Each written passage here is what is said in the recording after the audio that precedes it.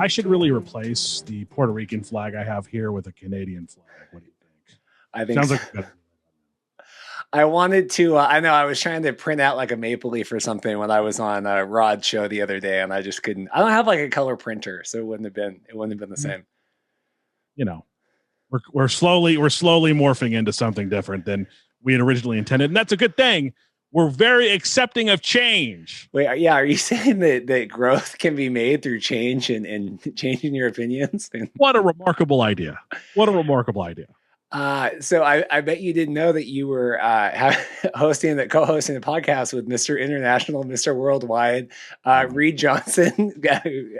Look, bro, look, your camera is eventually not going to be able to fit your head inside the dimensions of the Zoom call if you keep pumping your own ego like this.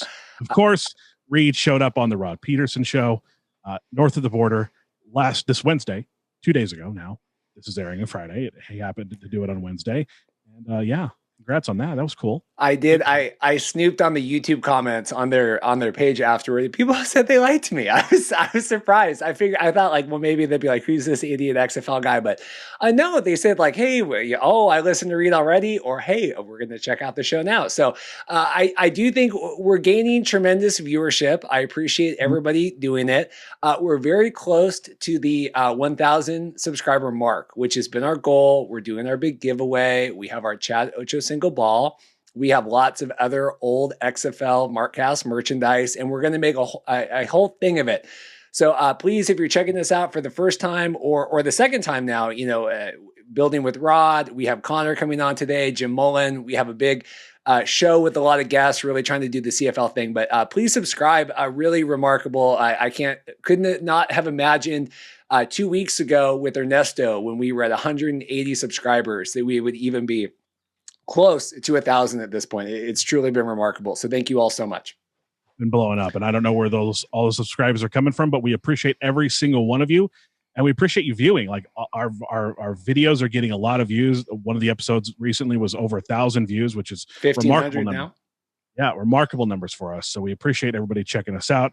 Again, we're doing the giveaway when we get 1,000 subscribers. We're also giving away some Markcast merchandise. You can get that over at xflshow.com/merch, right? Yeah, xflshow.com/merch. So we got a big show today. We're going to get to our special guest here in just a minute. I want to set the stage. YouTube, I encourage you can listen on audio too. We're on Apple Podcasts. We've been pushing the YouTube subscriptions. Big show, lots of CFL. There's XFL stuff as well. We have Jim Mullin coming on. He's the president of Football Canada, and he's also with TSN. Remarkable interview. We just got done talking all about what does this merger mean, dismantling the greater, Canadian football, everything going on, the infrastructure that they have in place. And then Connor O'Neill comes on as well, fellow Canadian CFL podcaster. And, just again, trying to really round out the conversation and inform us, the listeners, everybody, viewers, as much as we can about everything going on. Did you like our interviews with Jim and Connor? I did. And you'll get those here in a second. And I got a lot of thoughts about those things afterward. Like change is good. When you understand all of the aspects of something, then you're like, well, maybe I can form a different opinion. You don't have to believe in something straight away. So I like your Las Vegas throwback XFL jersey you're wearing. Yeah, there's been a lot of talk. I'm going to turn around here. There's been a lot of talk lately about, XFL 2020 and then XFL 2001 and, the twice failed league. So this is my new old stock. It came, I was going to do a whole thing on the show and then all the CFL stuff blew up. So we never had a chance. It's my Rod Smart, He Hate Me jersey. I'm going to turn around. That's great.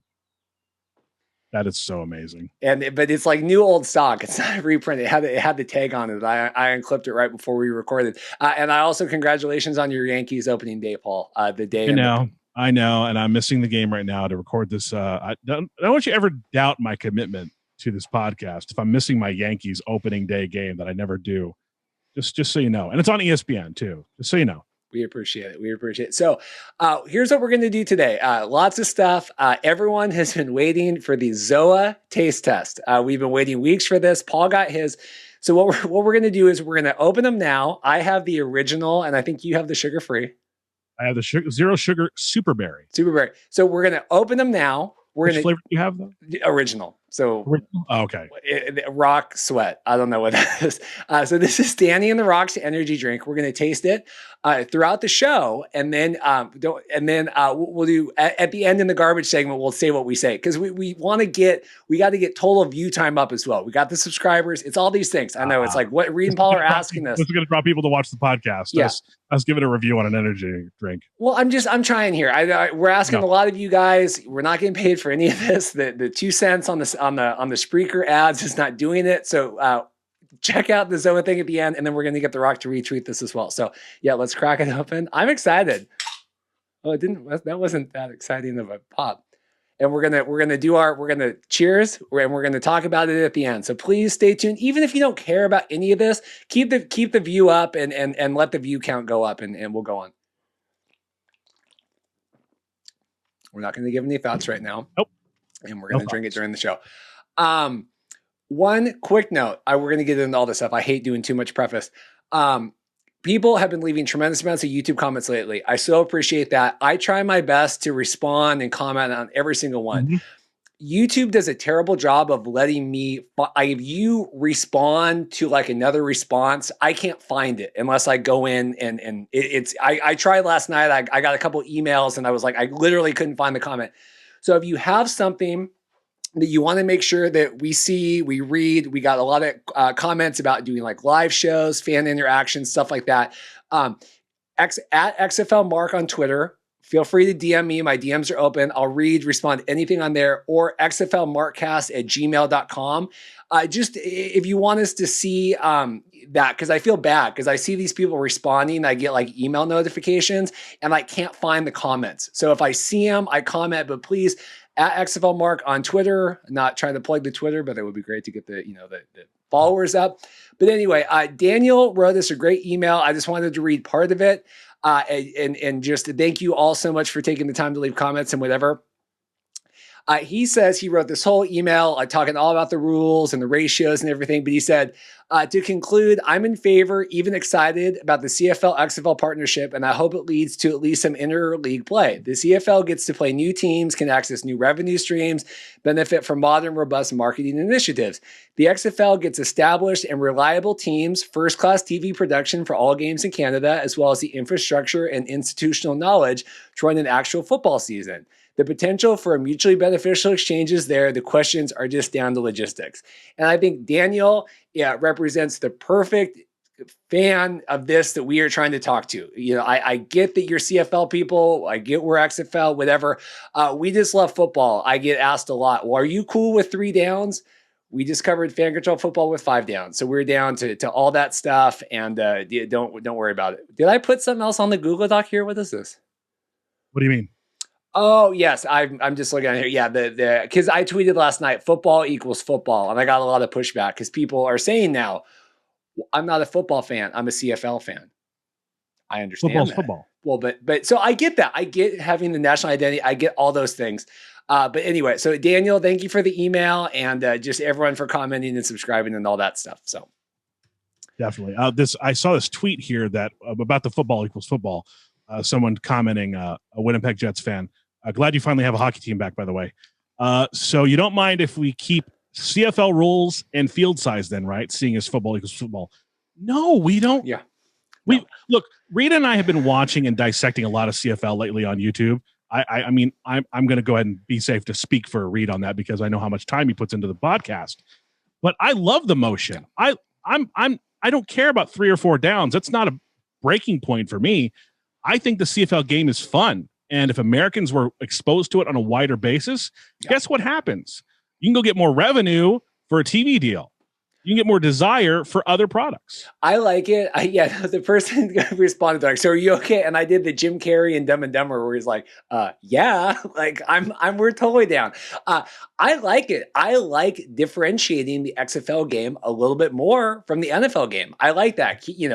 Keeping the 4 downs, maybe doing the motion, the field size. I don't care, 3 downs, whatever. But like, I like the idea of having the alternative spring league be not, NFL light.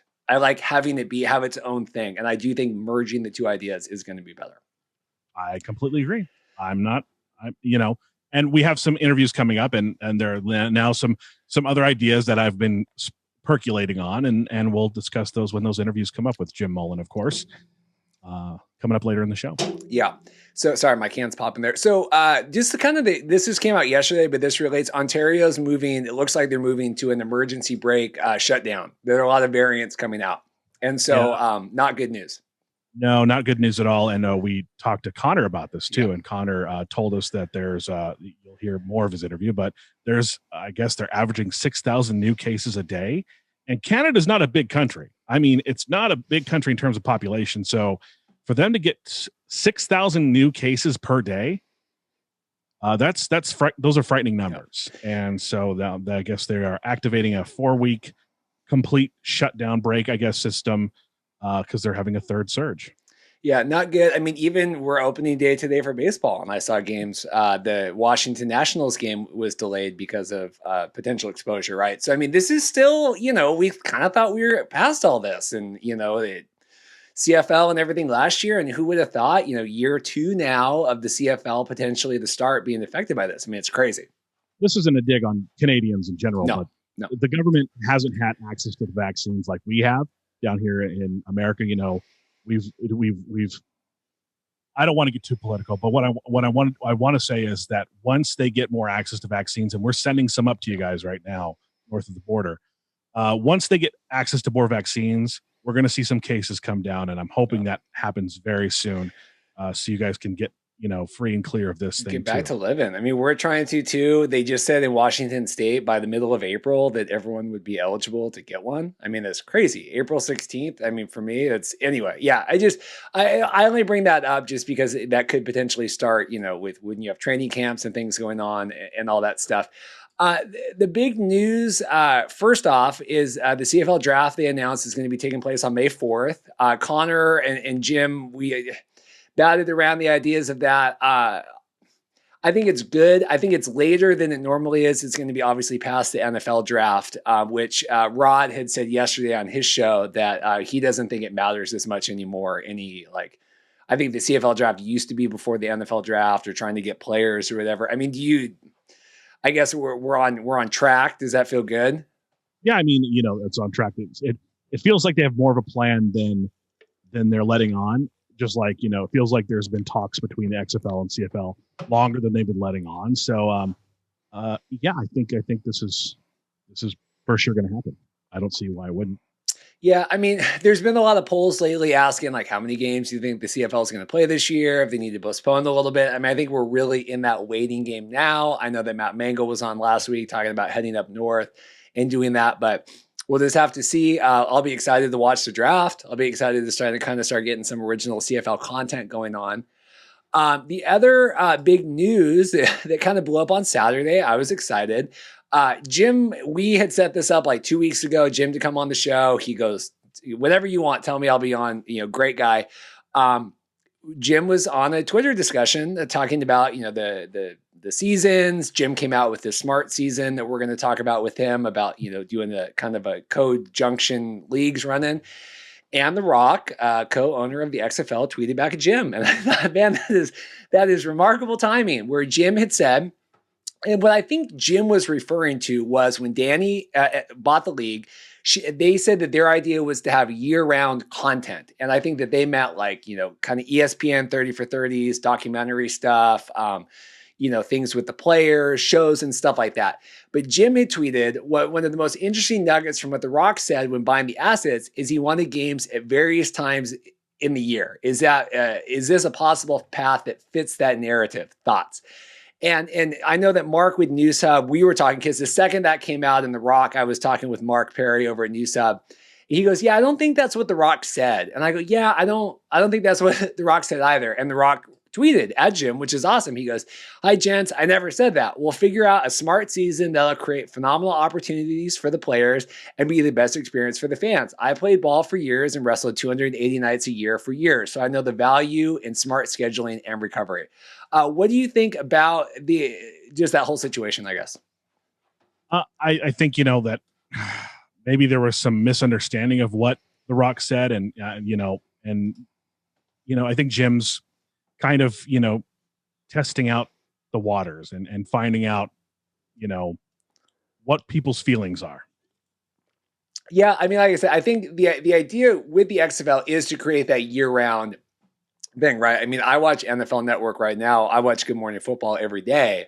NFL, we're not, it's nowhere near the season, right? But I think it's creating that, getting that interactivity, building those players. Connor talked about that, and Jim, getting the players out in the community, getting them well known, and kind of building that. So I think there was a understanding there between Jim and The Rock, but phenomenal that The Rock is, apparently paying attention. I mean, Jim is a big name, but Jim's not like verified on Twitter. So, I mean, I thought that was remarkable that The Rock stumbled upon that Twitter conversation and took the time to respond. I guess that was my big takeaway from that. As big a name Jim is or not, being verified on Twitter increases the probabilities of having The Rock see your information. Oh yeah, I mean, when you get verified on Twitter and you respond to anybody, as long as they don't have you blocked or muted, like it pushes a notification to it'll let you know. I have everything muted. Verified accounts, though, for some reason pop up on my phone and say, like you're a verified account too. Reed Johnson replied to you, blah, blah, blah, blah, blah. So maybe it wasn't The Rock that caught the tweet. Maybe it was someone on The Rock's team that caught the tweet possibly and was like, oh, this is something that we should have a dialogue on and passed it on to him. Of course, I got a birthday shout out from The Rock for the tequila thing. So. And we're gonna get one for our ZOA if we have a positive ZOA. Maybe we won't. Maybe it won't be a positive. We don't know yet. Anyway, and then Jim got, Mark Perry did a whole thing about it this week on News Hub, talking about the smart season. I put the diagram in the show for you, Paul. Basically, it would be a way to run the XFL and CFL together, starting in March with training camps. Both leagues would go through the end of June. You would have interleague playoffs in July, and then continue the CFL through November to doing a Grey Cup. As someone that watches soccer, watches other leagues and international things, what do you think about doing this thing that Jim presented?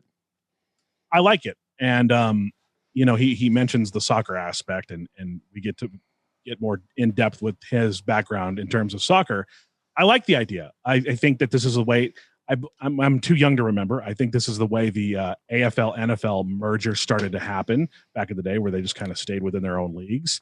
And the same thing with how Major League Baseball was. Like, you didn't play National League teams if you were in the American League until the very end of the year. I mean, you played in the All-Star game, but at the very end of the year, then you played a National League team. And they instituted, interleague play. And that's talking now we're getting to the idea that pitchers will eventually not hit in the NL anymore.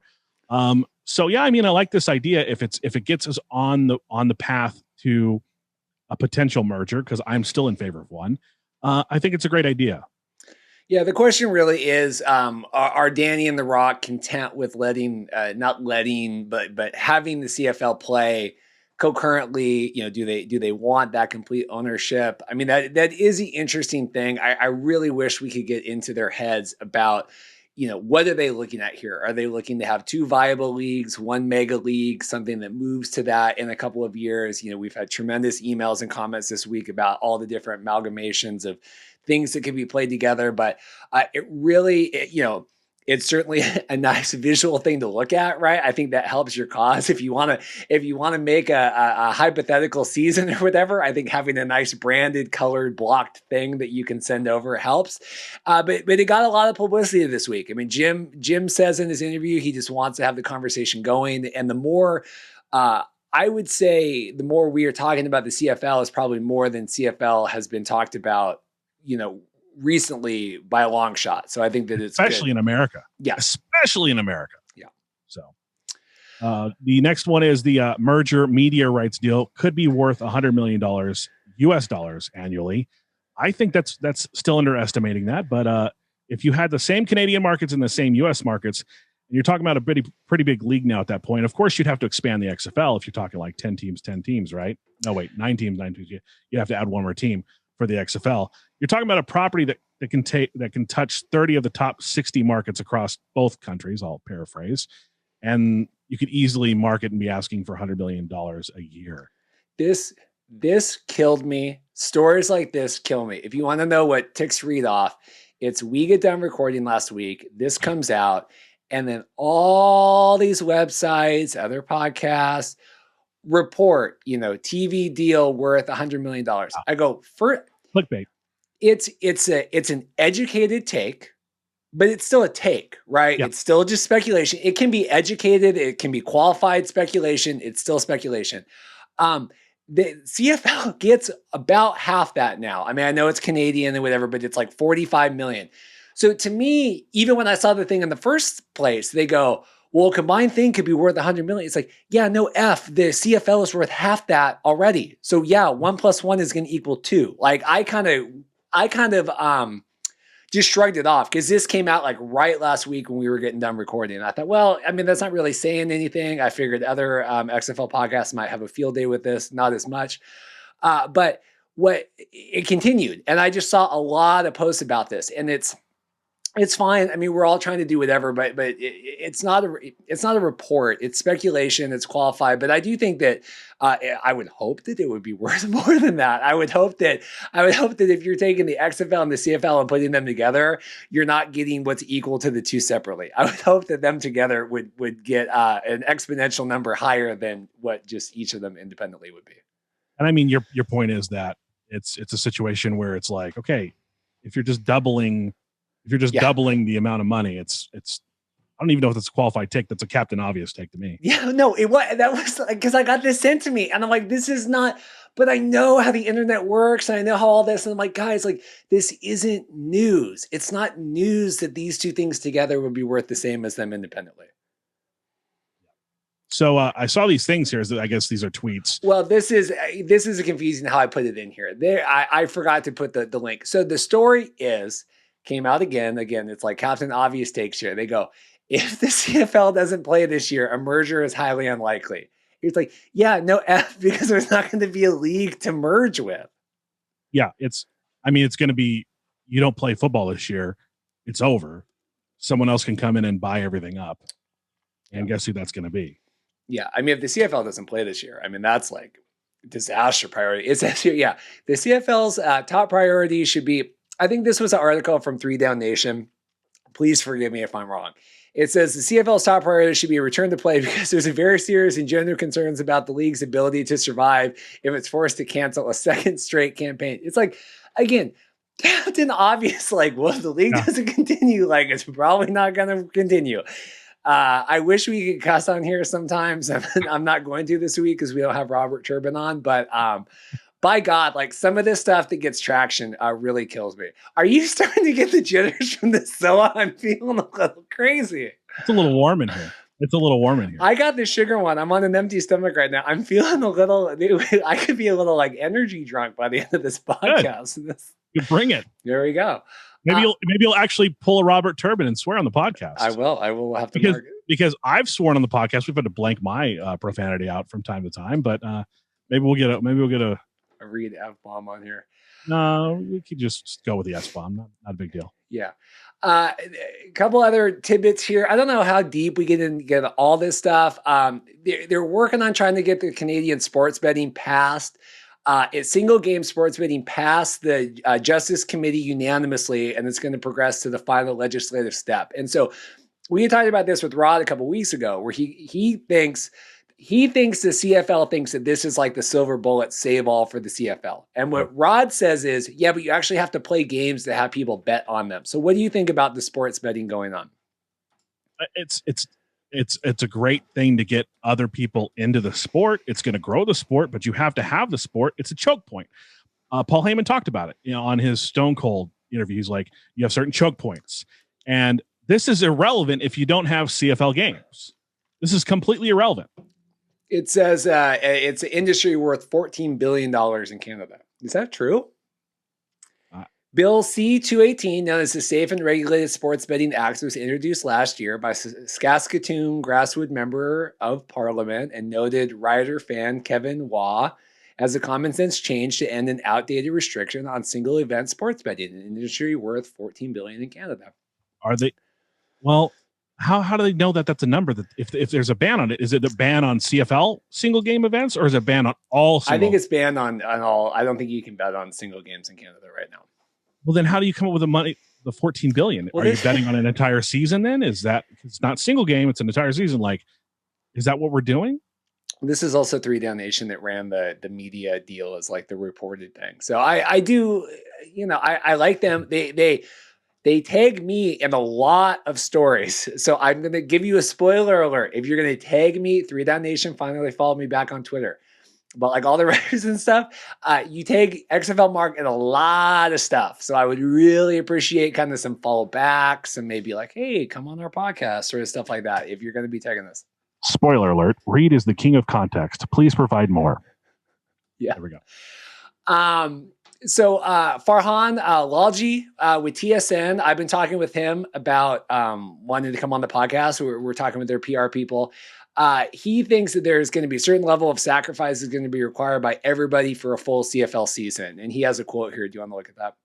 Their message to me was they're going to go to every stakeholder as they try to put the puzzle together on how they can financially make this work, knowing they're not expecting any government money to play without fans. And then he's also saying, what's it worth to you? What's it worth to make it happen? This goes back to like, the CFL pay cut last time.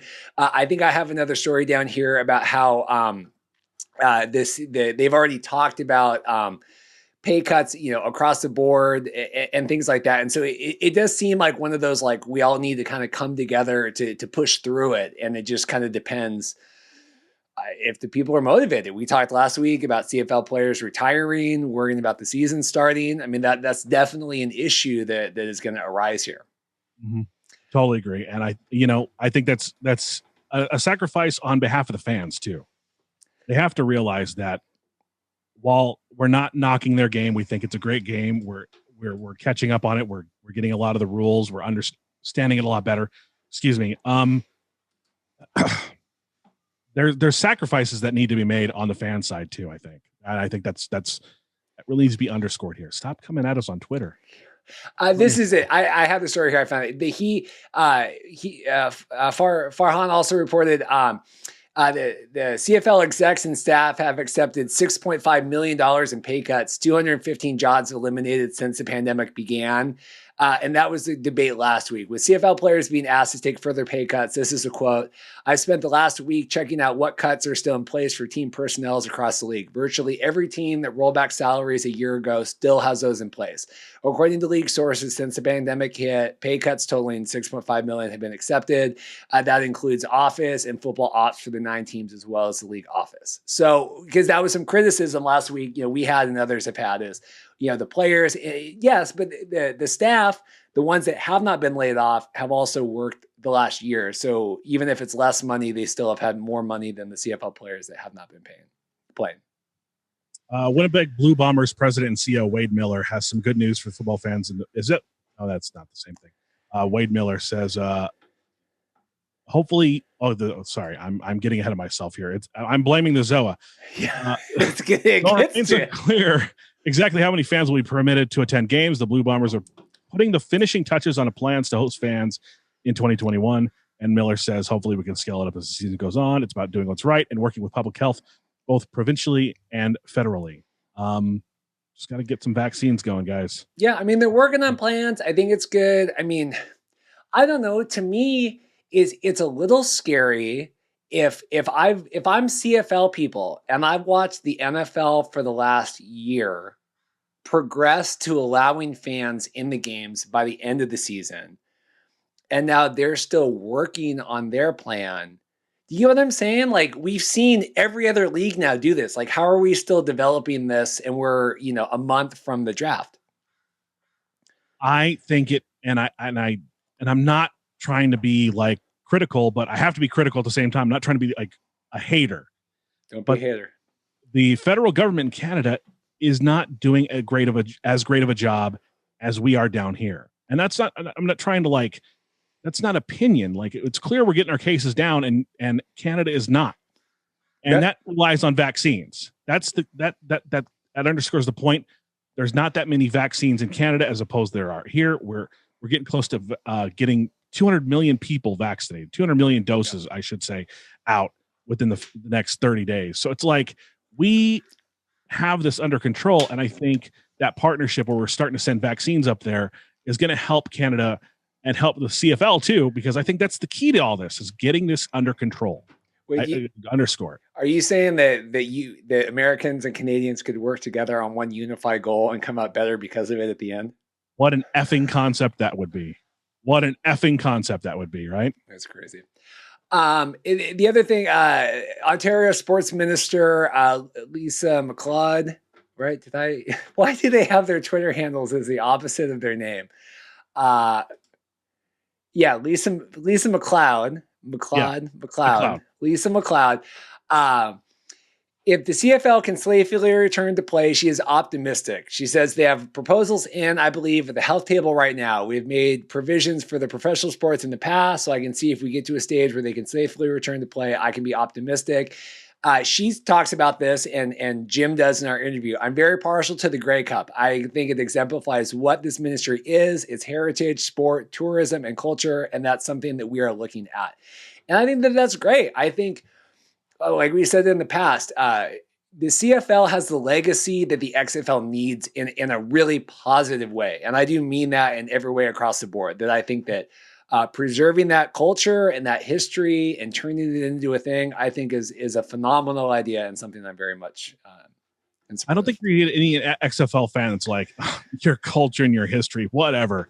We're all going to be on board with like embracing your culture. I think that's what, again, Reed just said it. That's what the XFL needs. To echo just my thing yesterday, I said on Rod's show, because he was asking me all about like, what do the XFL people think of all this? And anyone that didn't listen to that or is listening here, the XFL fans, we went through the mourning period back in March, April last year. The league shuttered, then it went bankrupt, it canceled the things, all this sort of stuff. So when The Rock bought the league, Danny and The Rock bought the league in August, no one expected that. No one expected, any of this to come about. So it's like we are in house money now. Like there is no expectations of any kind. I would say for most, I don't want to speak for XFL fans, but I would say the majority of everyone I've heard being in this community for the last, year now, we're just excited for whatever. And so you're not going to find a lot of pushback from most, if not all, XFL fans about this, because no one expected this at all. Certainly a year ago, and even in August, with all the like XFL, CFL stuff, like I thought we'd be lucky if we got, we were talking about doing a bubble season back in February. I mean, who would have thought that we would have got to this point now? Completely agree. With that being said, we're going to take a commercial break. Going to bring Jim Mullin on and discuss everything Canadian football with him. We'll be right back. How's it going, sir? Good, man. How are you guys doing? All professional. We're doing good. Jim Mullin, welcome to the show. Hey, are you guys both in Seattle? No, I'm in Los Angeles. Okay, so you got me on Mariners opening day. Well, I got him on Yankees opening day. He was mad. He tweeted this morning. He said, "I can't believe I got to record today." I said, "Well, I don't." They're playing right now as we record. Well, like I was saying about the Mariners this year. I've got a feeling that they got actually a good shot at the wild card. And yeah, I can really smell that wild card like something that's been rotting in my crawl space for 19 years. Longest drought. I'm really sorry that I chose to wear this today. If you're a Mariners fan, I guess it's kind of it's painful to see a Yankees fan right now. Well, actually, it's painful to see just about any team in the major leagues over the last 20 years or so. So we wanted to bring you on and talk to you about some of the excitement, I guess, going on with the CFL, XFL chatter, and just get your thoughts. Excitement. There's lots of excitement. There's lots of conflict. The funny thing about it is I have a background in journalism, if people don't know. I have a show on TSN, which is all about college football in Canada and the United States.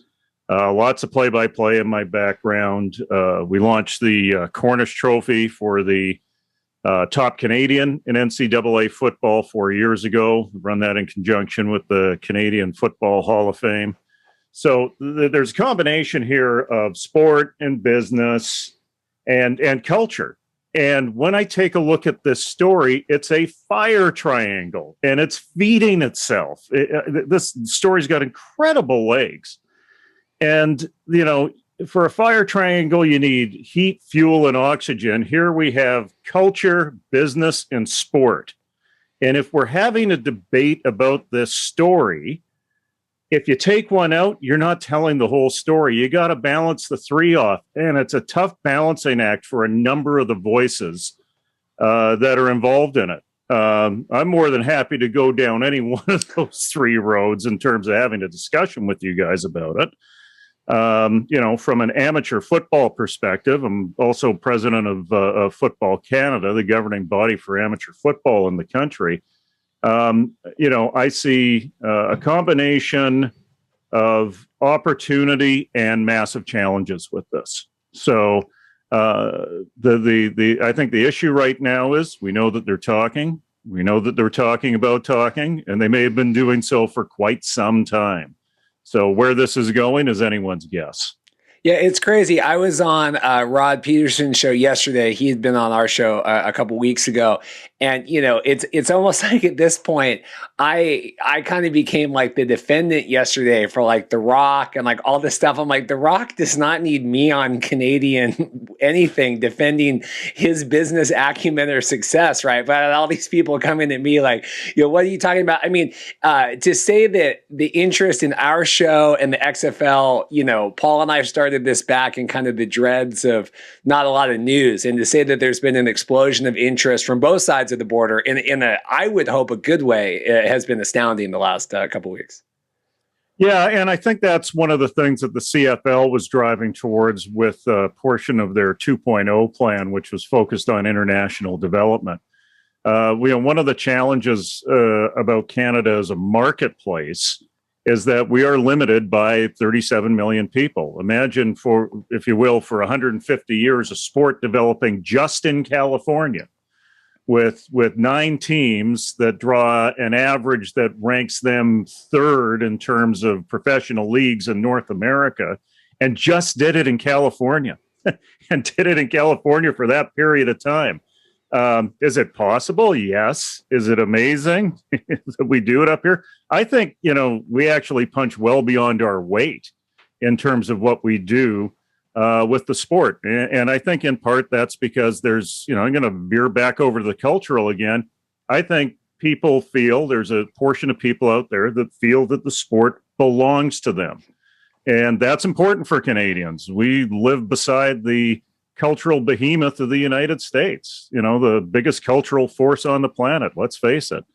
And we have very few things that uniquely belong to Canadians. And I think when you get that sort of pushback, that's where it comes from. And it's an emotional base, but there is some logic to it as well. And quite frankly, I think it's patently unfair to go after The Rock or go after Danny Garcia, or that's kind of a binary response that we have these days in the social media world, and I think it's really quite unfortunate.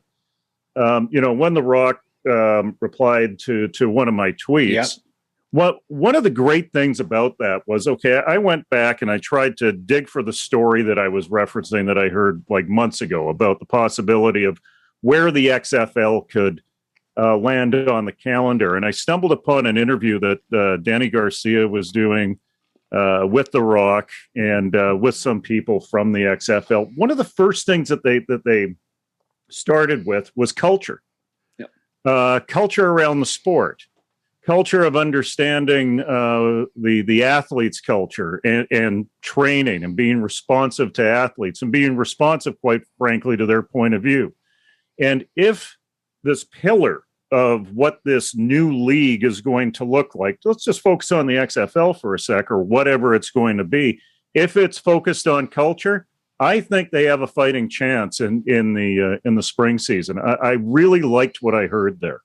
Well, that would be my question for you is, there was a phenomenally exciting Saturday night when I saw that our guest for this week was, having the dialogue with The Rock, for better or worse.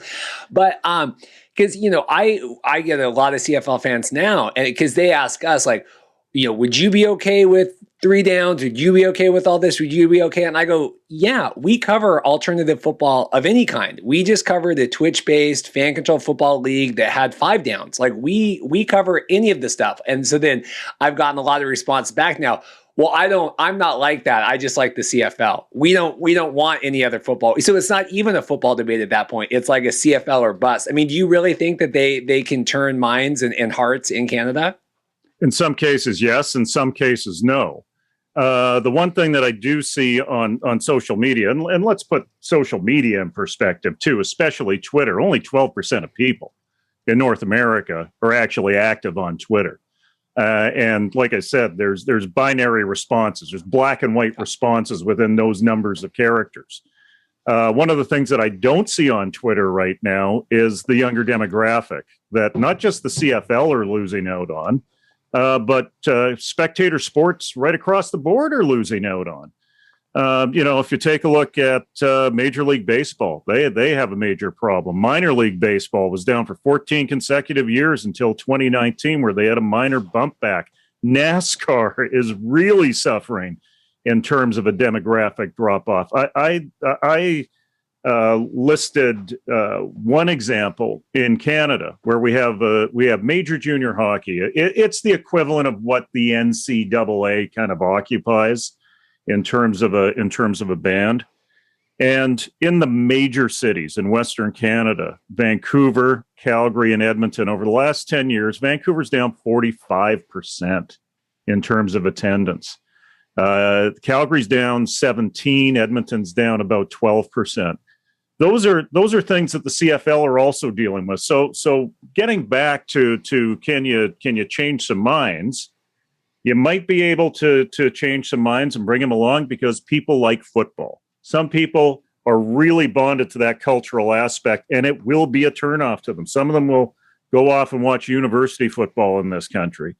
But the real point of concern that I have, and this goes over to the business aspect of that triangle, is that pocket of young people that are not just not watching the CFL.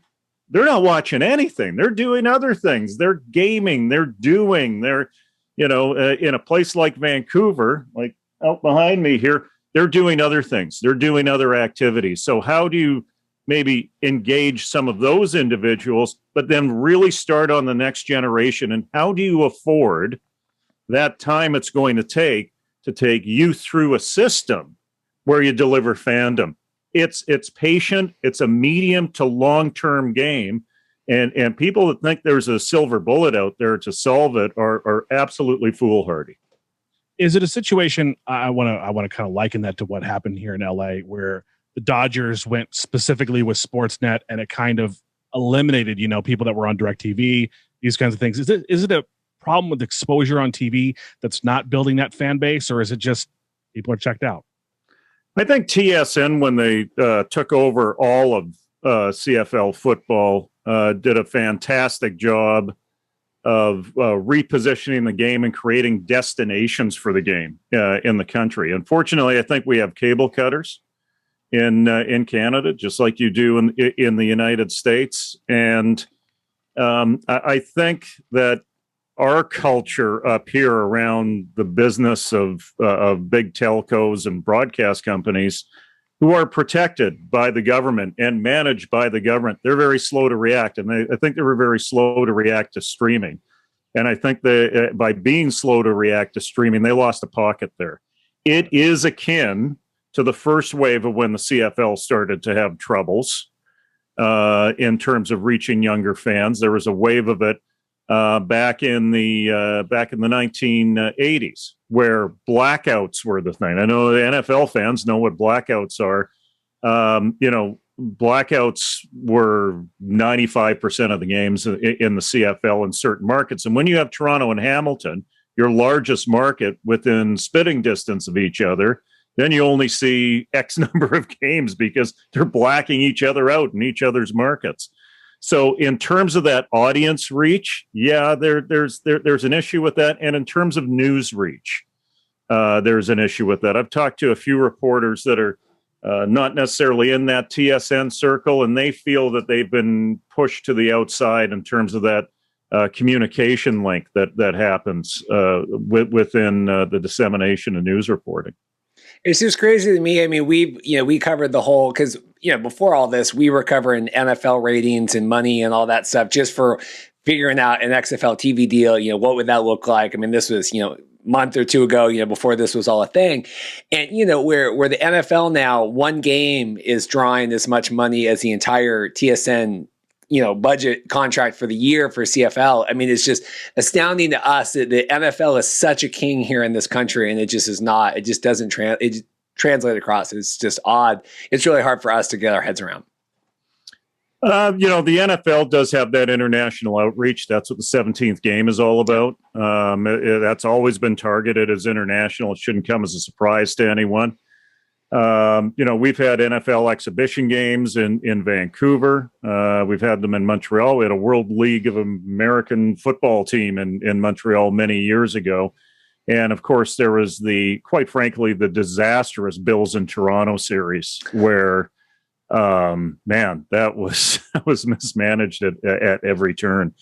The NFL has that reach. The CFL, I think it's worth revisiting what Randy Ambrosie's vision of 2.0 was that there was a recognition that the Canadian game wasn't going to make big inroads in the American market, but there were all these other developing markets.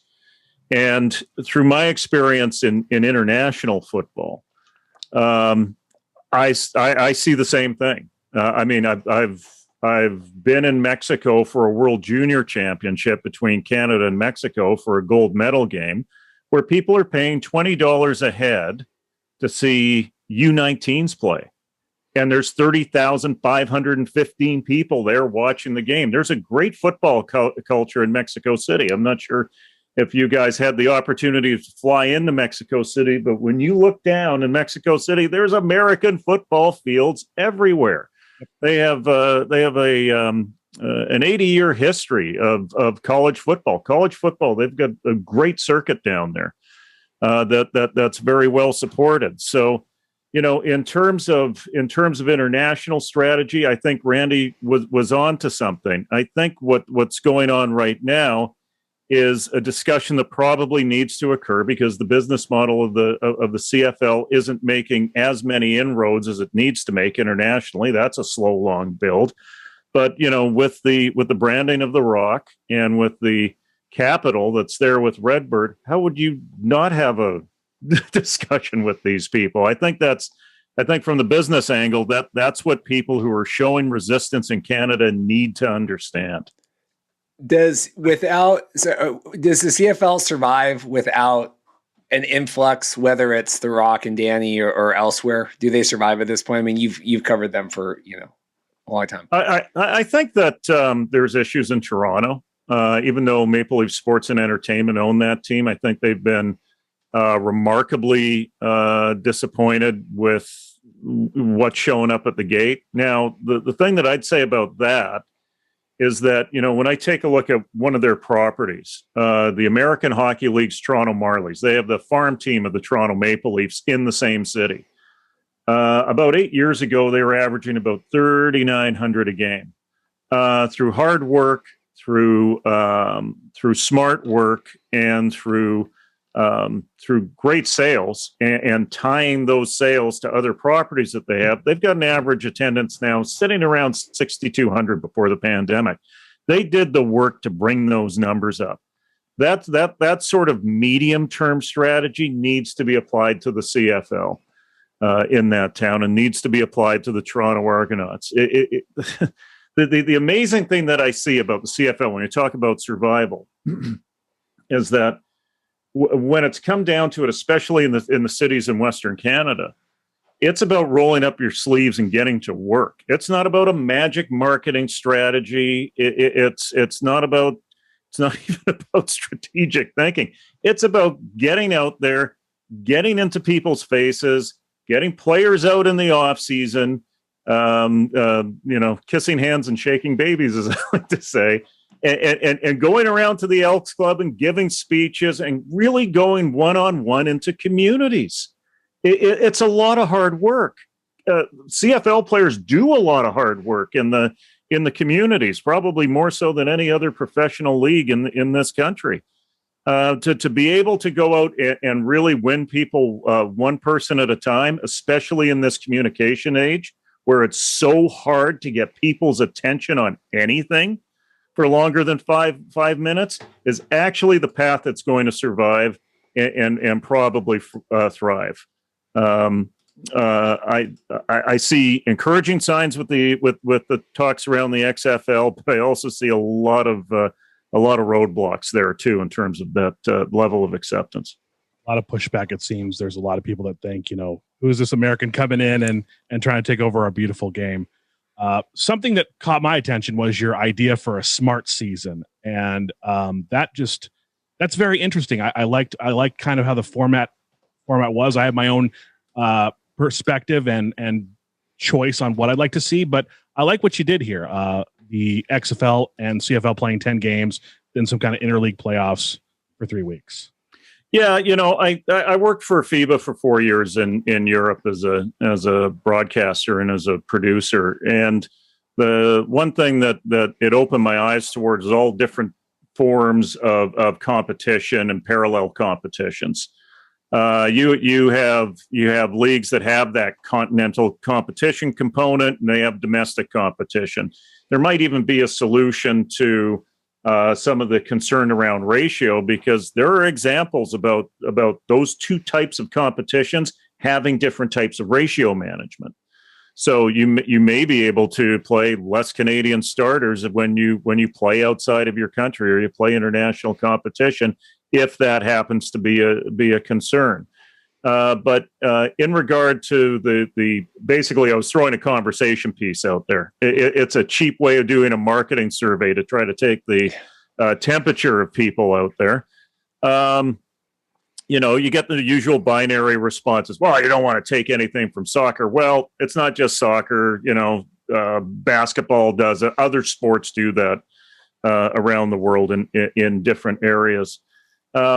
If you want to preserve that 10-game season in the XFL, you can do it with this.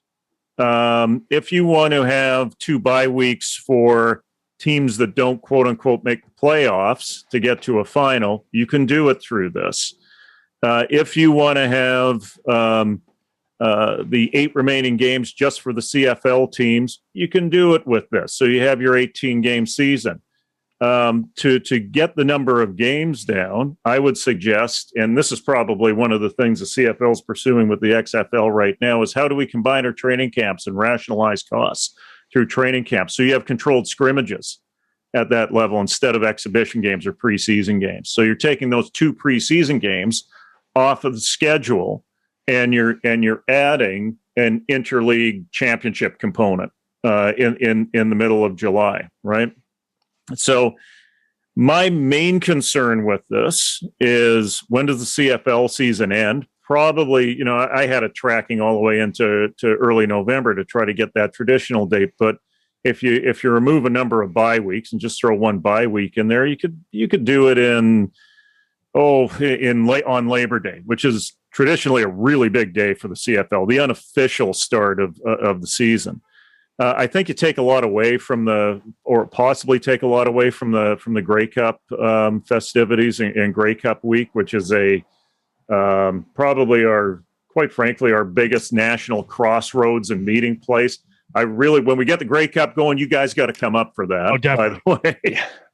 I saw people are sending me Shania Twain getting pulled out on a dog sled. I mean, I get inundated with all these videos from the Grey Cup festivities right now. Well, let me give you some background on a Grey Cup. I've been to 14 of these things, either as a media person or a fan or maybe even an official. I had a friend of mine from a radio station cluster I was working at. He was over at the Rock Station. He said, I'm going to go to my first Grey Cup festival in Edmonton. He said, I'm going this week. I got to go up there. I've been told I got to go. So, okay. He says, what's it like? I said, okay, this is what happens. He says, I say, there's unique access that you get to people it's not corporate. It's very anti-corporate. It's blue collar cosplay. And And I said, it's the type of thing where, an all-star quarterback or a Hall of Fame quarterback like Danny McManus, some people in Florida will know who Danny McManus is. But he played for the Ticats and the Lions and the Bombers up here. He'll be in the corner just drinking beer out of a red Solo cup. Okay, so he goes to the Grey Cup and comes back, and I see him on Tuesday. He says, I walked in the Spirit of Edmonton room and I saw Danny McManus in the corner with a red Solo cup. And I just walked up to him and I started talking with him. Like, it actually duplicated itself. It's somewhat predictable in terms of the way players are just available in the crowd with you. It's a different connection and it's a different experience. And the other thing that about a Grey Cup festival is that no matter who your team is, they're all CFL fans. They may be wearing Tiger. They're CFL fans. They're Canada fans. And there's always the group from Baltimore that shows up every year too to celebrate that. So it's a treasure for us culturally, and it's a fantastic event. And I really think that you guys need to come up and see one of these things. It's in Hamilton this year. It'll have a nice gritty blue collar feel to it. Yeah, we'll definitely look into budgeting that in for get that YouTube monetization down, and we'll be coming up there. I want to know about, before all this happened, thoughts on the XFL prior to the last couple weeks. I mean, did you watch back in 2020? Did you watch the bankruptcy and all that? I mean, besides even the 2001. I mean, I'm talking like current regime. I think 2001 and the second edition of the XFL really bared no resemblance to each other. Yeah.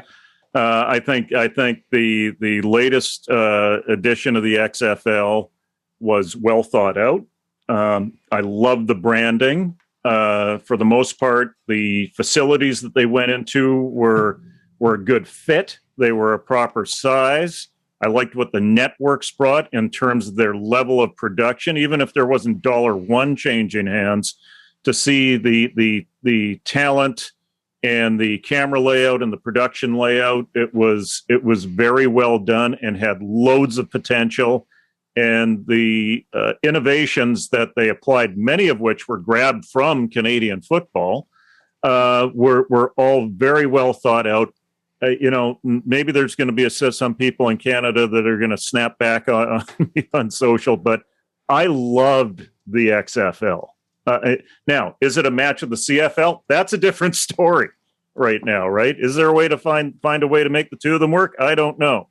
But the XFL second edition, it created, I think, a great foundation. And if it were not for the pandemic, it would still be going today if Vince was willing to get from A to B and fund it to a point where he could get broadcast money to support what they're doing. Because it's a TV play. It's not a grandstand play. It's a TV play. I kind of forgot this question when we were talking about The Rock. But The Rock played in the CFL. I guess my question is, isn't it in good hands if this American, as we've seen on social media when people kind of talk down The Rock, this American, isn't it a good fit for someone who kind of understands the culture of the CFL to kind of come in and help? Well, his father also has a background in Canada as well, so there's also that. And I'd be remiss to say that he's aware of cross-cultural crossover as a Samoan American. So I think that and I'm assuming this that he'd be open and aware of that, and to know that he has a dialogue with Wally Buono, the all-time winningest coach in CFL history. I know Wally. I've worked with him on the Hall of Fame committee, those sorts of things. Known him for quite some time. Wally's not an optimist. He's not a pessimist. He is a smack dab right in the center realist. And if Wally says that in his conversations with Dwayne Johnson that Dwayne respects the culture and the history and what the game is in Canada, then I'm going to take his word for it. So I have a lot of confidence that's going to be the approach. Do I have solid evidence on that? Well, maybe not. Maybe there's a lot of things that could take a turn here or there. Would you prefer, just as someone that's, in Canada, covered all this, part of your life, would you prefer the CFL to be able to just kind of figure it out on their own, or would you be in favor of this potential merger or alliance or whatever you want to call it? Well, I'm somewhat divided on it. That doesn't work. You have to have, and you know what? I think one of the reasons why I'm divided on it is because I wear two hats, right? I have the media role, but I also have the responsibility of being in the president's chair for amateur football in this country. And, from a media role, it's kind of exciting to see the possibility for crossover. Way back when, 98, I want to say there was plans for the World League of American Football or NFL Europe or whatever incarnation it was in to actually play a championship game against the CFL champion from the previous season in the preseason. And that was canceled about 8 weeks out. That was unfortunate. That would have been a lot of fun to witness. I think with a lot of my personal sentiment about what I see from the XFL and how it would show on broadcast, and using my producer's head on this, I think it would be a very compelling product. However, let's go over to this other column here. And even though I've been involved in international football, and I see the color and the energy, and actually how it's the best untold story of football in North America and the world, and see the response to it, I worry internally in Canada about rule changes. And the even though football is 12-man, 11-man, we go down, we play 11-man all the time. We've got 6-man, which is a great development tool and great for small towns. Flag is just taking over, and flag is going to be the gateway for anyone that wants to get involved in the game before they cross over to contact football later age. When I take a look at 12-man, still the driver of football in this country, even with NFL eyes on TVs, 12-man still the driver, because it's our infrastructure, it's our fields, it's our training manuals, it's our coaching manuals, it's our officiating, it's our rules, it's our university. There's the worry that I have is there's thinking about the game through the American lens, which is you have three very strong pillars in the United States. I think you have 839 college teams, and so college can stand on its own. High school football can stand on its own. The NFL can stand on its own. You got a rock solid foundation, right? You got pillars. For us, we've got an ecosystem. Okay, we have 27 university teams. We have junior football, which is uniquely Canadian, which extends to about 19 teams. We've got 9 professional teams. And if you take the interdependence out from either of those, the whole thing can go, right? The ratio is important because I look at 27 university teams in this country, and they've got enough pressure on them as it is, right? In terms of funding not being available through COVID, in terms of having an unofficial Title IX hovering around the sport in this country, where there aren't equal numbers of opportunities for women in the sport or other sports. If you want to take away that link of a professional outcome, you're giving an athletic director or an administrator another reason to pull the pin. And the last thing that I want to do right now is be part of something that gives university football in this country the reason to pull the pin on 1, 2, 9, or 10 programs out of that 27. So that's where my reticence is on a number of these issues, especially the ratio.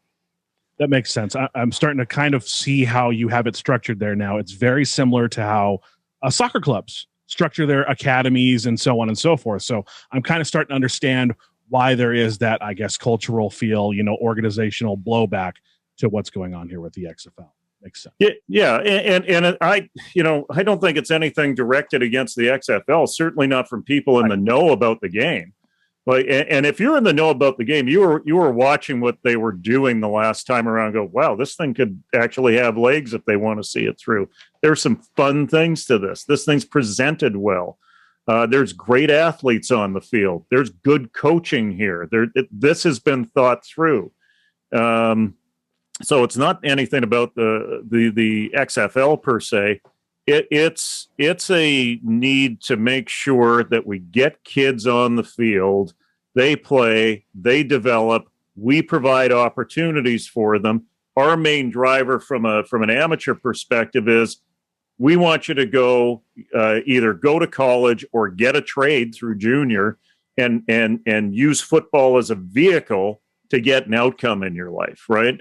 And we know that the allure of, or at least a path or an aspirational path to going to the CFL is also a main driver of that. Now, we've had great NFL success stories too that have come straight out of Canadian University. David Onyemata with the New Orleans Saints is an example of that.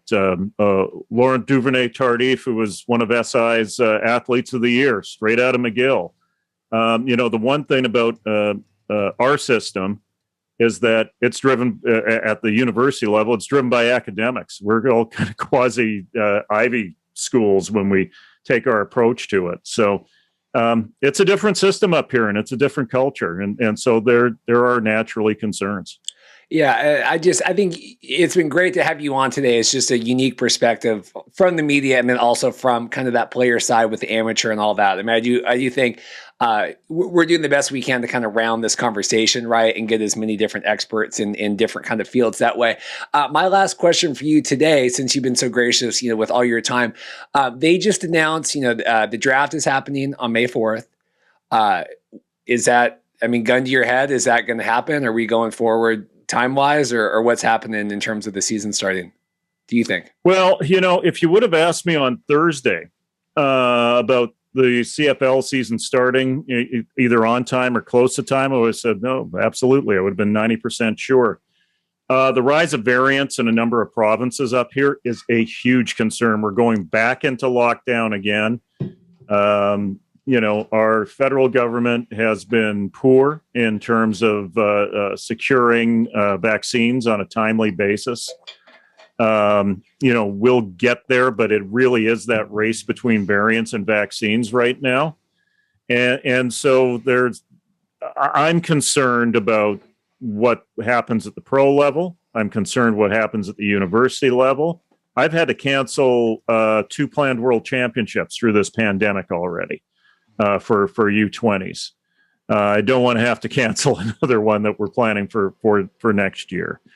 But to get spring football, which is mainly driven by flag, but there's some tackle, some of that off the ground. We need to get past this to have confidence at the high school level that superintendents and principals are not going to go down the path of liability to stop kids from playing. That's a reality, right? So in turn, that's one of the things that I was saying earlier. This isn't just a question of league. This is a question of sport. This is the entire sport that we're talking about.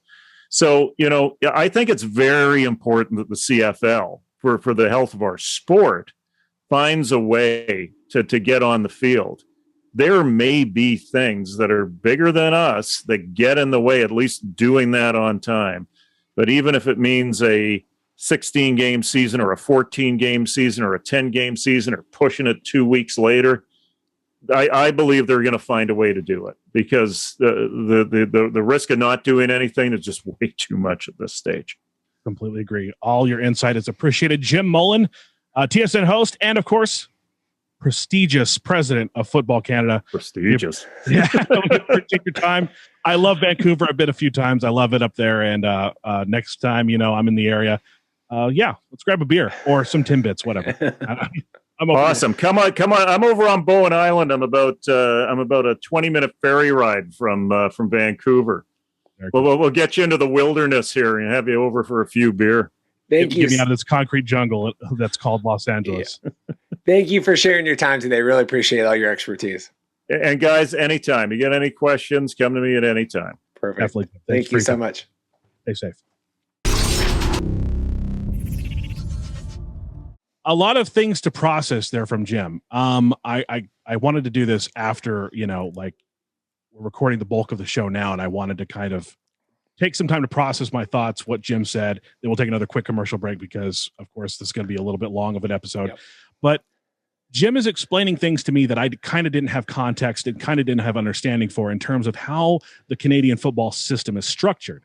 And now it makes more sense to me why Canadians are so protective. That being said, I think there's a way to preserve that system and merge. And I think that's definitely, that needs to be the first thing. That needs to be one of the first things that's discussed is how do we keep the quote unquote academy system, as I'm going to call it, in place to make sure that, that everything doesn't fall in terms of Canadian football altogether. And now that I have this information, I'm going, prior to this week, I'm going into the line going, okay, let's just merge and we'll figure out everything. No, there are some other hurdles now that I now realize we have to merge. So kudos to Jim for schooling me a little bit there. I appreciate the additional info. And while I still am in favor of a merger, I think that is key, that we need to preserve that kind of system and maybe develop our own. That's a thought. Yeah. Talking with Jim and hearing him talk about the infrastructure up there, I do, well, first off, I mean, I think it's clear we've talked about this before, and I've talked with Mike Mitchell about this offline. The likelihood of a 2022 XFL season is very low, right? There's so much to do. And if this were to happen, it is one of those things. Is this too big of a conversation, right? Is this too big of a thing? When you have something like Jim said, that's so integral to the high school and the college and the junior leagues and the junior colleges and all this kind of stuff, and to upend that, or I think ideally, run them apart and then, move to this and you have it be a 10-year plan, right? Or whatever. But I worry about that, where it's going to be one of those things where like, it's too far down the line. If XFL does not come back, until 2023, which it looks likely, I mean, it's just a long time. You get there's a lot of things working against you for this. I think the benefit is going to be better, but I do think there's a tremendous amount of, uphill, whatever, that both sides, I mean, all across the board, I could not imagine being in these conversations and trying to figure this out. Look, I mean, if it took like 19 years between XFL 1.0 and 2.0, and people were more excited when 2.0 hit, especially in St. Louis and Seattle, if we have a 3-year break in between 2.0 and 2.1 or 2.5 or whatever we're going to call it, I don't think that's necessarily a bad thing. We don't have to wait another 19 years for it. So I don't think it's a bad thing. But I didn't do it. We didn't do a weekly XFL podcast for the last 19 years. That's what I'm worried about. I don't care. I mean, screw Canada and screw America. Like, screw everybody. We got to have content every week. That's where my head's at. Completely agree. We're going to take a quick commercial break, come back, and talk about some NFL stuff. All right, we're back. Paying a lot of bills these days. My eyes are blinking. With our super long episodes that Reed is putting together. My eyes are blinking very quickly because of the ZOA that's flowing through my body right now. It is the Healthy Warrior energy drink. So there's that. Yes, I feel like. Are you a Healthy Warrior today? Wow, we're going to get into it. I feel like I might run through a wall right now with everything coursing through my veins. What's interesting is like I have a prescription for Adderall. So that combined with ZOA is making me feel really like focused and locked in. I'm digging it. I'm glad. With this, I'm not going to need coffee today. This might be our new routine. So this is NFL stuff that relates, and then we have a little bit more CFL, XFL. We're going to talk to Connor here coming up. It's a lot. God, we'll get through this. Sorry, man. There's a lot of stuff. NFL is expecting fans in 2021. Obviously. Well, obviously, I mean, but full stadiums. I don't know about that. That's what Roger Goodell said this week. They're I don't expecting know to about have that, full Roger. stadiums. Roger, you're not, you don't specialize in epidemics, Roger. You can't really. The virus is going to make its own plans, Roger. I'm going to let you know that right now. The virus is going to make its own plans. Do you think we should get Chad Ochocinco back on and talk to him about it? Why not? So big news. Remember back when the only thing we thought about was like the XFL launching and how many weeks the NFL was going to go on so that we could be just the week after the Super Bowl. Remember when that was our big debate? Yeah.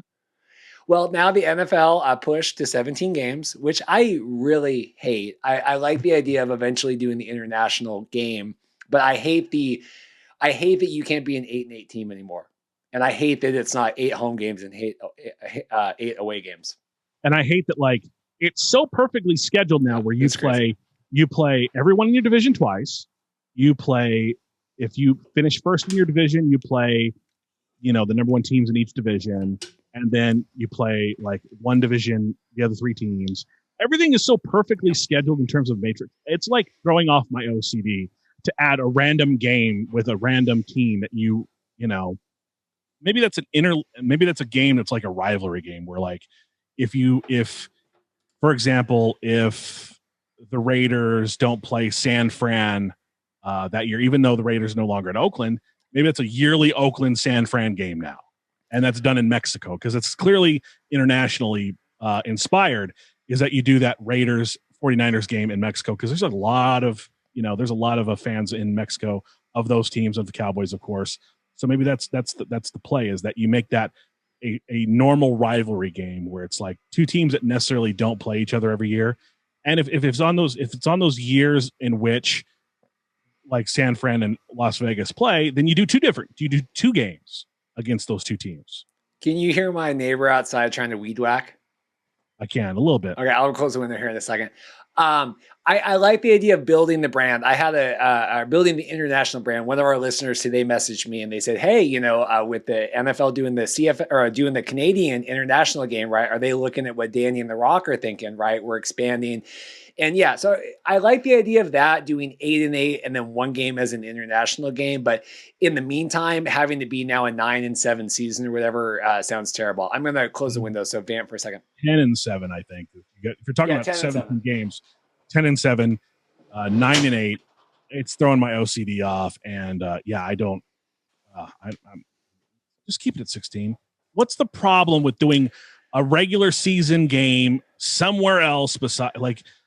I don't know. I know what they're. I'm going to do the Manziel. Yeah. Okay. I see where you're going with that. You were in the mailbag this week about the possibility of a XFL merger and then the cosmetic field modifications done to more closely align with the CFL game that the XFL would need to do. Yeah, friend of the show, Greg Parks. He's going to come on. He covers wrestling for PW Torch, and then he covers XFL news and now CFL news for XFL Board.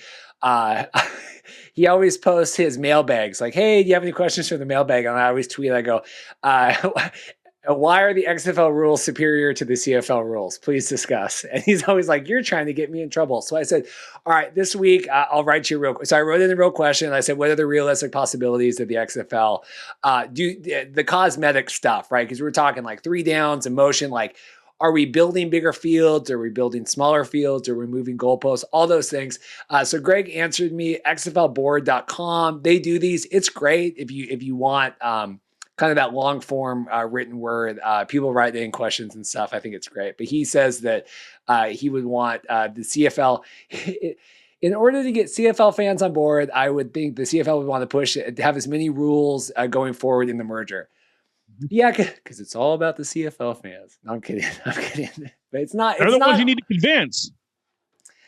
It's like a relationship, right? Like my wife, Dorothy, like it's mutual, presumably. I mean, presumably it's mutual.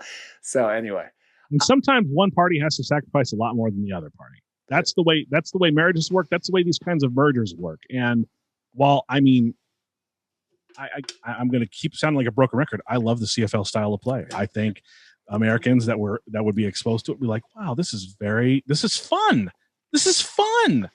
and and opening up to where it's like not just the play on the field, but we talked to Jim about getting out in the community and just remember how the XFL used to like go and interview players on the sideline while things were going on, that kind of stuff, and just opening up the aspect of being personalities on top of being football players and not necessarily being corporately structured. I like all these ideas. And I think, the CFL rules definitely tend to lean and lend themselves to that kind of fun league. Well, and I think if you can get CFL games more accessible in the States, I think that's the thing right now is it's like, okay, am I going to watch the thing on VPN? I got to watch the YouTube highlights. Like if it was on like an FS1 or FS2 for all the people that watched all the spring league stuff that we covered and the fan control football, like I think people would watch it. I think even just having CFL games more readily accessible for NFL fans, I don't understand, I guess, why that isn't a thing already, because like, these sports networks are so like deprived of it feels like content sometimes, especially in the last year with things, being canceled or whatever, like that you don't just have a channel that you can put like CFL games on. I think that's remarkable. Yeah. Last note, we talked last week about the XFL sports betting. Now you can vote or not voting, betting. You can bet on if the XFL will play, will a merge happen, and how many games the CFL will play. This is like actual betting. If you go to like sportsbetting.com. So there you go. If you are, XFL Jim, if you're listening and you want to get your betting fix on, there you go. There you go. All right, we're going to take another break. Connor's coming up next, and we'll talk to him about his views on the potential of a merger. Connor O'Neill joining us now on the XFL Markcast. Is the XFL Markcast still, or are we doing CFL Markcast? What are we doing here? We're figuring it out. We're figuring it out as we go. Welcome, Connor, to the show. Wanted to get your perspective as a podcaster, someone who follows the CFL, and see what you think about all this chatter that's going on right now. Yeah, no, thank you guys so much for having me on. I understand you just had Jim Mullin on as well. So great guy to have on, President of Football Canada. So I'm excited, though. Thank you guys for having me on. It's going to be fun to talk about some CFL-XFL stuff. Yeah, we had Braden with CFL Reddit on last week, and he said, Connor's your guy. You got to talk to Connor. And so, Braden is the official stand of Paul Sanchez now on Twitter. So whatever Braden says, we got to go for it. So, what's it been like for you just the last couple of weeks? I mean, we've had a lot of people ask us the other way, right? What's it been like being an XFL podcast, talking CFL? What's it been like for you the last couple of weeks? Hectic. I won't lie. As soon as the news dropped, man, I was like, okay, what's going on?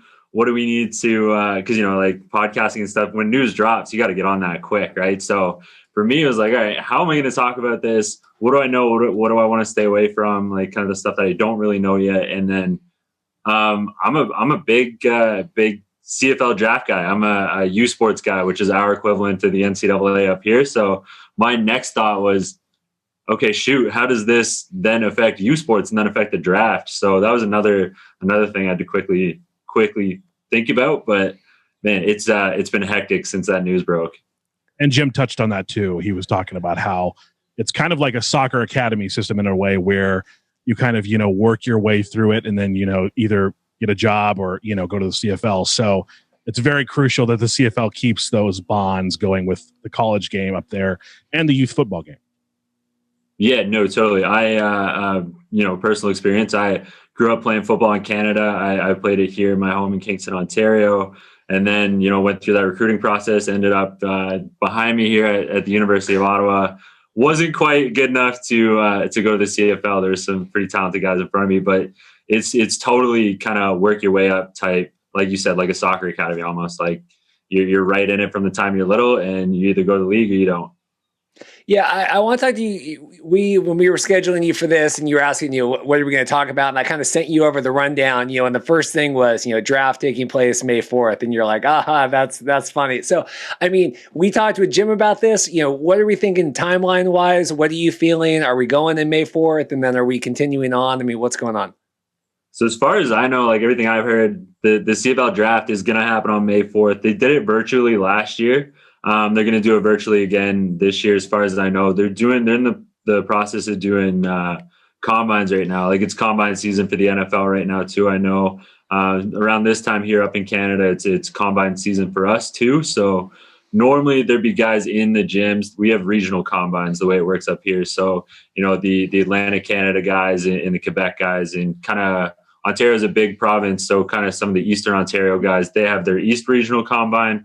There's like a Western Regional Combine. So that's, the Can West schools. So you get your Calgarys, your Saskatchewans, those types of school. And then there's an Ontario Regional Combine, which is the rest of Ontario, so Toronto area. And there's a national combine as well. So guys will get invited to the national combine right away. And those are kind of your top tier guys. And then the guys that they kind of want a look at before they get invited to a national combine, they get to go show it at a regional combine, and then they get the invite to the national combine. So a little bit different than that NFL combine process, but it's combine time out here, and guys are doing them virtually. So they have until April 11th to get all their footage in and submit that to the league. So, it's broad jumps, it's 40s, it's bench press, it's 5'10" 5s, 3-cone shuttles, things of that nature up here. Yeah, we've watching football here every day this week. It's all these pro days and stuff, and everyone's scouting out, trying to figure that out. I mean, do you feel optimistic about a June launch here, or are we thinking? How do you feel? Are we going to get pushed back? Is it going to be a delayed season or a shortened season? I've seen polls recently, like how many games will the CFL actually play this year? It's so hard. I just want football so bad because I won't lie. I'm an NFL fan. I'm not going to say I don't really want to say out loud that I'm a Detroit Lions fan, but I am. It's tough, but so we've been out without Canadian football up here for the better half of a year or more now. We haven't had Canadian college football. We haven't had Canadian Football League football. I really want to be optimistic, and we're hearing things come out of Winnipeg. Like they've got a plan in place to actually have people in the stadium and have like a pod system where you stay in your pod and you go get your vendor based on your pod. But Ontario is a different story. We got cases rising. There's a projection out that if we don't crack down and we don't stay safe, that the daily average in Ontario is going to reach somewhere around 6,000 cases a day, which is pretty high for Ontario. I mean, Canada is a smaller country, but that's high. And the league is so dependent on having fans in the seats. If it's a 6,000 person a day case rate, how can you safely have fans in the seats is my question. And I really want to be optimistic, but I think the league does too. And I think everything is in place to try to make it happen in June. So if we can safely make it happen, let's make it happen is where I'm at with it. Switching gears, when all this chatter started happening about the XFL coming in and talks of a merger, what was your initial reaction? And then did you have time to process and maybe change, or are you still in that initial reaction phase? So my initial reaction when this all hit, I'm of the younger generation of CFL fans, right? I'm not quite immersed in the the long history of the CFL, though I do love it. I love the history aspect of the CFL, but I watched XFL football all spring when it was on. I personally loved the way the game ran, loved the game, the way the game was played. I'm younger, I'm 25. I didn't see the first round of XFL football, but obviously when I saw that it was coming back, I did my research. I went back, I watched some YouTube highlights, and I thought the XFL, the way they ran it was awesome. It was fun football to watch. The way the game was played was fun.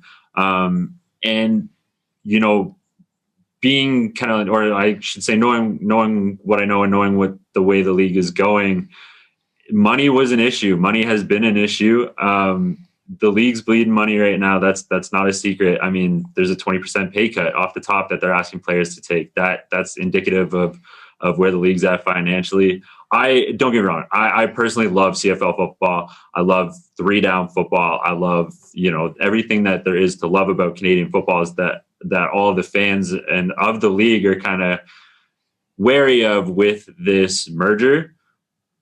But I think the merger can be good, not just for the CFL, but for both leagues. And I think this can just create a really fun football league that can be enjoyed by North Americans. And it can kind of reinforce that, big brother, little brother type rivalry that we have with you guys too. I think there's a lot of concerns from like the historians of the CFL and And I see where they're coming from. We tried this in, 93 to 95 with the CFL expansion, but that was different. That was a straight expansion. That wasn't a merger. This is more going to be a merger. So if there's a way to do it, I think we can do it. And I think it's going to be a lot of fun. End of the day, if it's, this is kind of the general take on it right now. Like, I love Canadian football and I love the history of Canadian football and the fact that it is truly a Canadian football league. But if I have the choice between watching the CFL teams play the XFL teams or not watching CFL teams at all, I'm going to choose to watch that football because I love football. Well, that's what we've gotten at. And I talked to Jim a little bit about this too.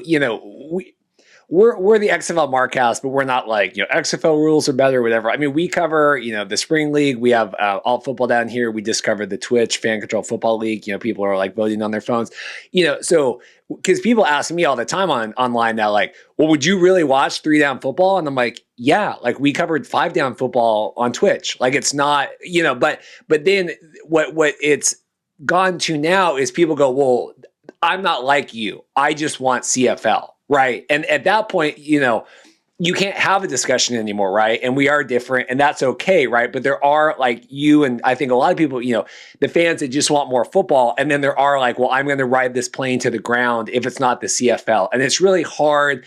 I don't know how you reach those people. It's tough. It's so hard to. I really don't know how you do that either. 3-down football to me is not worth losing the league over. Yes, it's interesting. Yes, it's fun.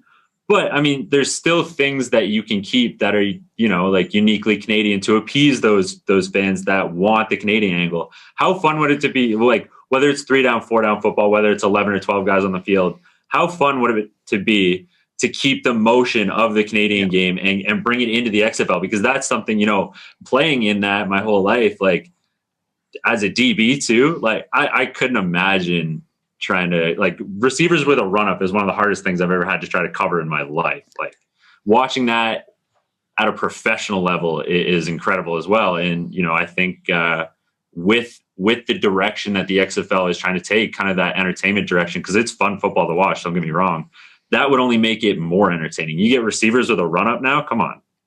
Yeah, I agree with that 100%. I think the motion, if anything, I don't care about downs. I think motion is a great thing to bring in and just to help infuse those two things together for sure.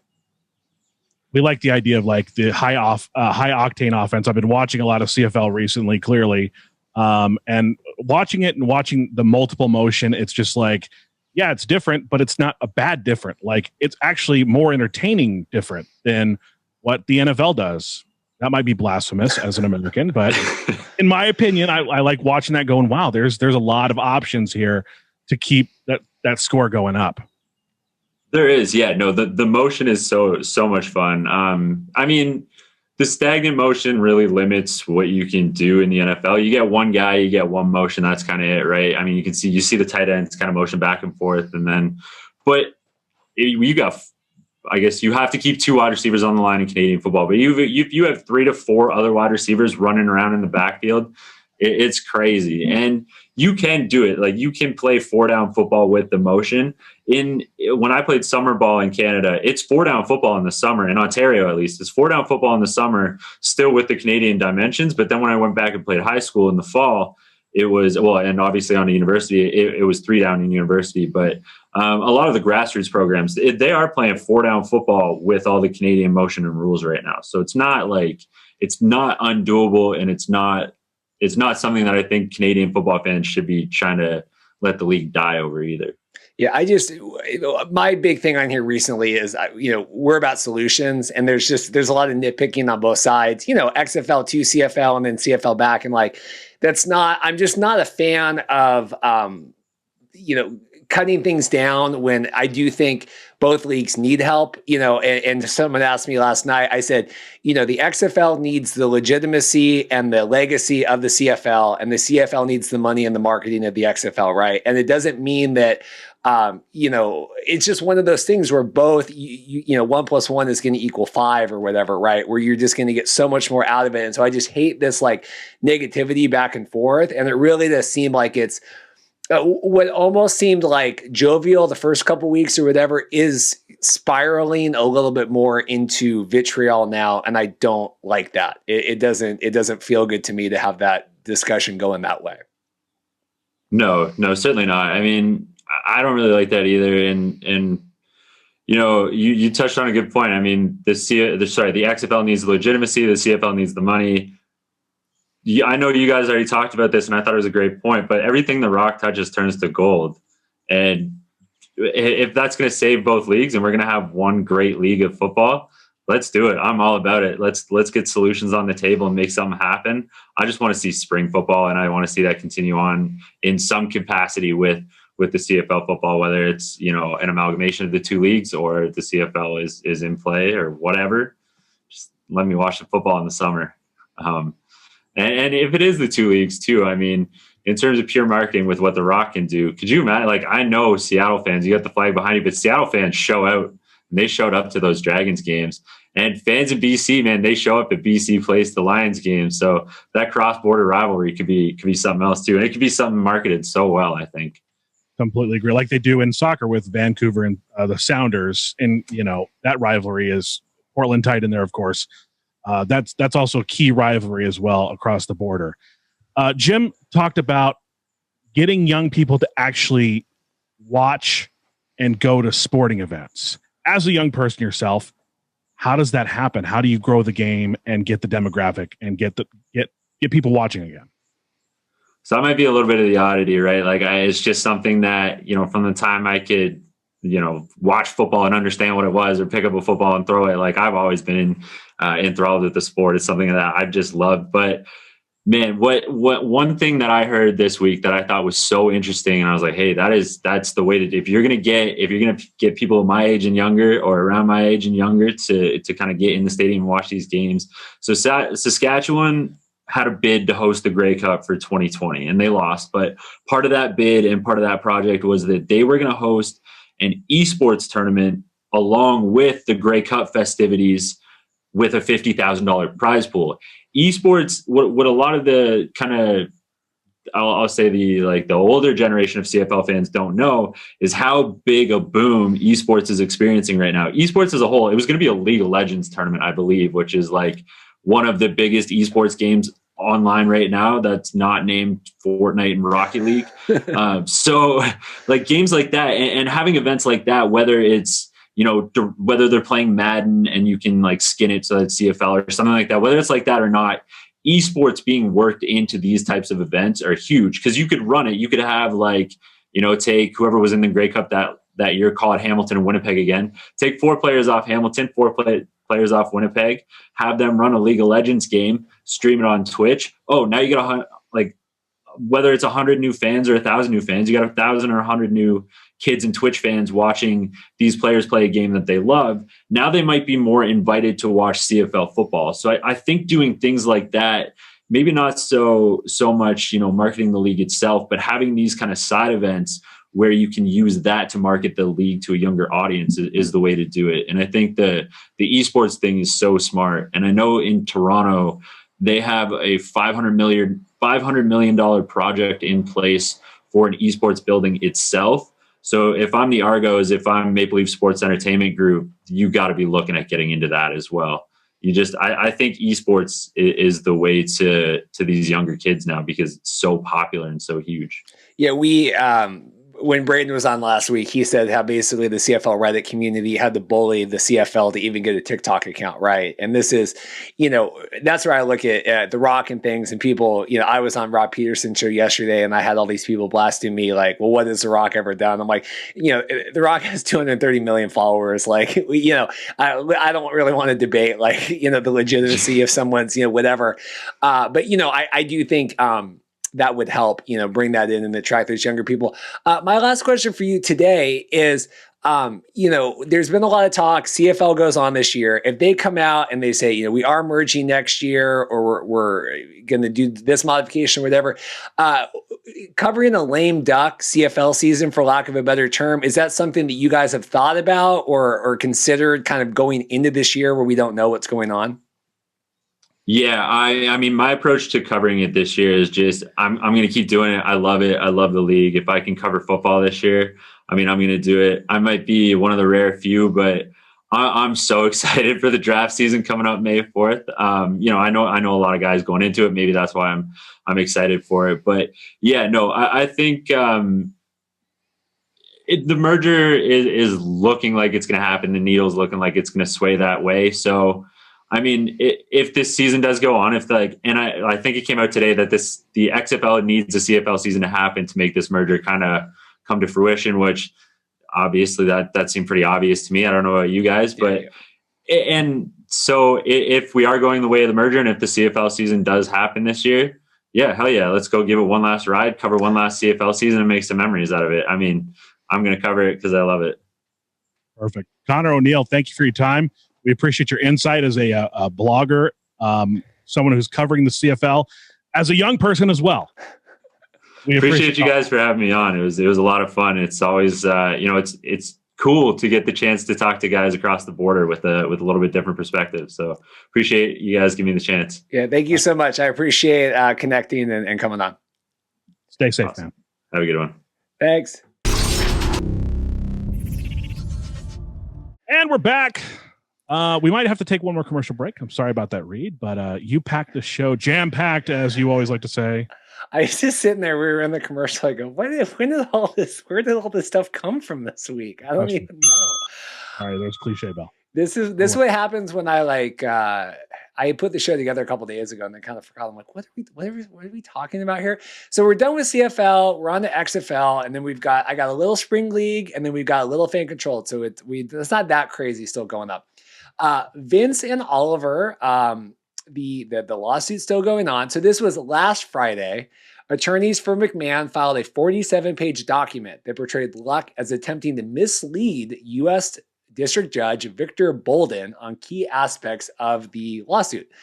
The case about whether McMahon illegally fired Luck for cause, which is, extinguish Alpha's obligation to pay the remainder of his 5-year, $35 million employment contract, and whether McMahon's personal guarantee that Alpha would pay Luck is enforceable. I mean, like Oliver Luck could turn around and file the same kind of thing right back on Vince. Seems like it. The motion was also filed by Luck's legal team, asking the court that basically they want a bunch of emails that speak to the matter at hand. But McMahon's team says that these emails contain privileged information and are not eligible to be part of the discovery, which is just stupid because if it's just that's all, it should all be open, right? Like once you're suing, isn't all that stuff open? It's open. It's open season. They're going to get these emails. Anyway, it's continuing. Remember back when we thought that this lawsuit had to do with the XFL delay, like all these things that we used to talk about, like, oh yeah, I think the Oliver Luck thing, whatever. But anyway, it's still heating up. Still squabbling. God, you wonder like the court costs of this every week going in, and to think like, if Luck loses, I'd be so pissed. Yeah, I'd be really he's going to need a job, and maybe we got the job for him coming up. We're going to see what I'm doing there. I was teasing ahead. Yeah, teasing ahead. I was going to say. Speaking of legal stuff, per Josh Davis, given he's keeping an eye on this, the trademark, all the Patriots man stuff and all that stuff was extended by another 30 days. So we were done with the extensions. We're still extending. Remember when we thought that the logo lawsuit, I know I've said this before, but remember when we thought that was like, oh, they're holding up the delay of the season because of the logos. No, settle this. Is it that much of a sticking point where it needs to be extended like 18 times? Just settle it. Change the logo. I figured you would get a kick out of this. The Houston Astros are opposing the Roughnecks. I guess I didn't realize this was the thing. Apparently the Roughnecks had a trademark slogan that was for the H. That I literally had to Google and found one XFL shirt, like a knockoff one that like had that thing, right? I mean, because like the Dragons was like hashtag breathing fire. I guess it was like for the H, but the Houston Astros. And I know you are fans of the Astros. I hate the Astros. I almost swore there. The ZOA. Almost swore there. I hate the Astros. Hey, Astros, focus on the fact that you have the world's worst public relations problem right now. Like, people are still going to boo you at ballparks. Focus on that. Focus on extending Carlos Correa, because if you don't, you guys are going to lose all your bandwagon fans you got over the last few years. Yeah, I said it.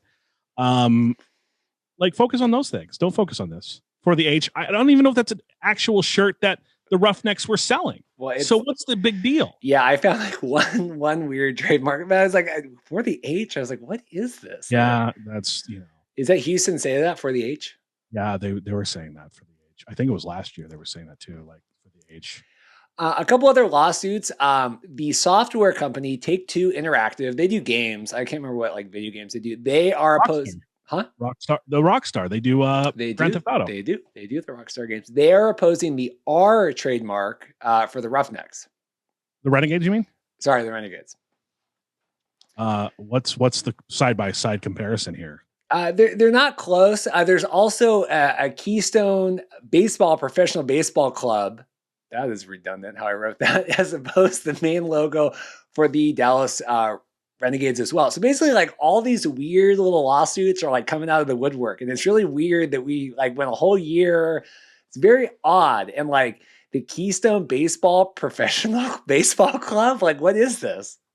Well, I guess they own a minor league team. The Hudson Valley Renegades. I'm looking at the Hudson Valley Renegades. Let's see what their R looks like. Oh, the logo doesn't look anything similar. I think it's more the name. What is Kentucky going to sue Arizona because they want to be called the Wildcats?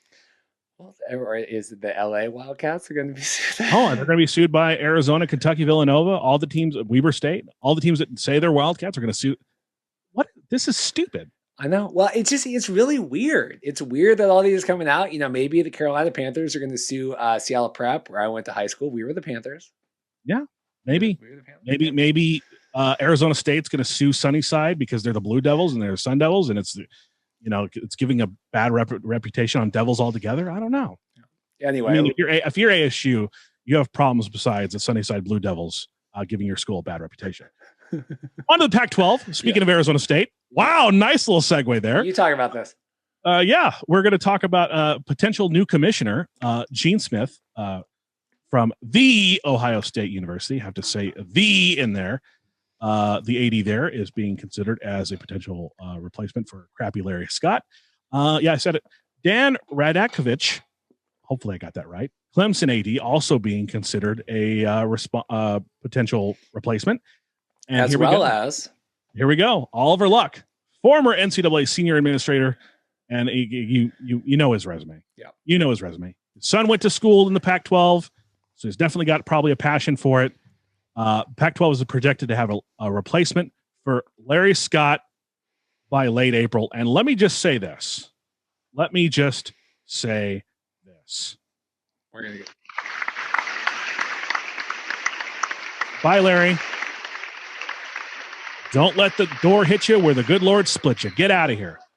I can't stand him. I'm sorry. Can't stand him. Listener Max thinks that Oliver's got a good shot at this with his pedigree and the history and what he's done with the XFL and everything. So good for him. I mean, he needs a job now. He's got all these legal bills. Like, let's get on it. Something there. Yeah. So I think Oliver Luck is the choice. If he wants a job, you give it to him tomorrow. There's no reason why you don't bring him in. Spring League running tryouts from the University of Houston. Yeah, so a couple spring league things. You threw me for a loop there. I thought we were going to go to a break. No, it's right there. I'm going to mapped out. There we go. Couple things. Brian Scott's my friend. I was tweeting him last night, MVP of the Spring League. Brian Woods, CEO of the Spring League, is coming on next Thursday. We just need to figure out his schedule and your work schedule. Brian Woods is going to come on. So I was talking to Vince, All Football Scouting Report, about this. What that tells me, if Brian Woods is coming on next week, Thursday, that means news about the Spring League this year is happening between now and Thursday, because Brian is not coming on the XFL Markcast, as big as we've gotten in the last year, if like Fox isn't talking first, right? So that's just Mike. I don't know anything. Brian has been very tight-lipped, but my assumption would be if Brian Woods is coming on the show next Thursday to air Friday, that means news is coming next week about what the Spring League is doing. They currently yesterday ran tryouts from the University of Houston, or this week, I can't remember, whatever. But anyway, so just if you're a Spring League fan, if you want some more football stuff, that's what that tells me. The other news, Matthew Sexton, he was a standout from the Spring League. He got signed to the Steelers. So hell yeah, Matthew. That's awesome. Good to hear. I think the ZOA is like getting to you, like, hell yeah, Matthew. Like, let's do it. Fire that I've never experienced before, Reed. Well, I love it. That's awesome. The whole thing with the Spring League, they did all the CFL signings, that people that were already in the CFL that went back. We talked about that before. I think this is great to have a real guy. Matt Mangle's going to the CFL. That's another Spring League win. When this came out yesterday, Matt Mangle tweeted, he goes, all these people talk crap. This is the ZOA.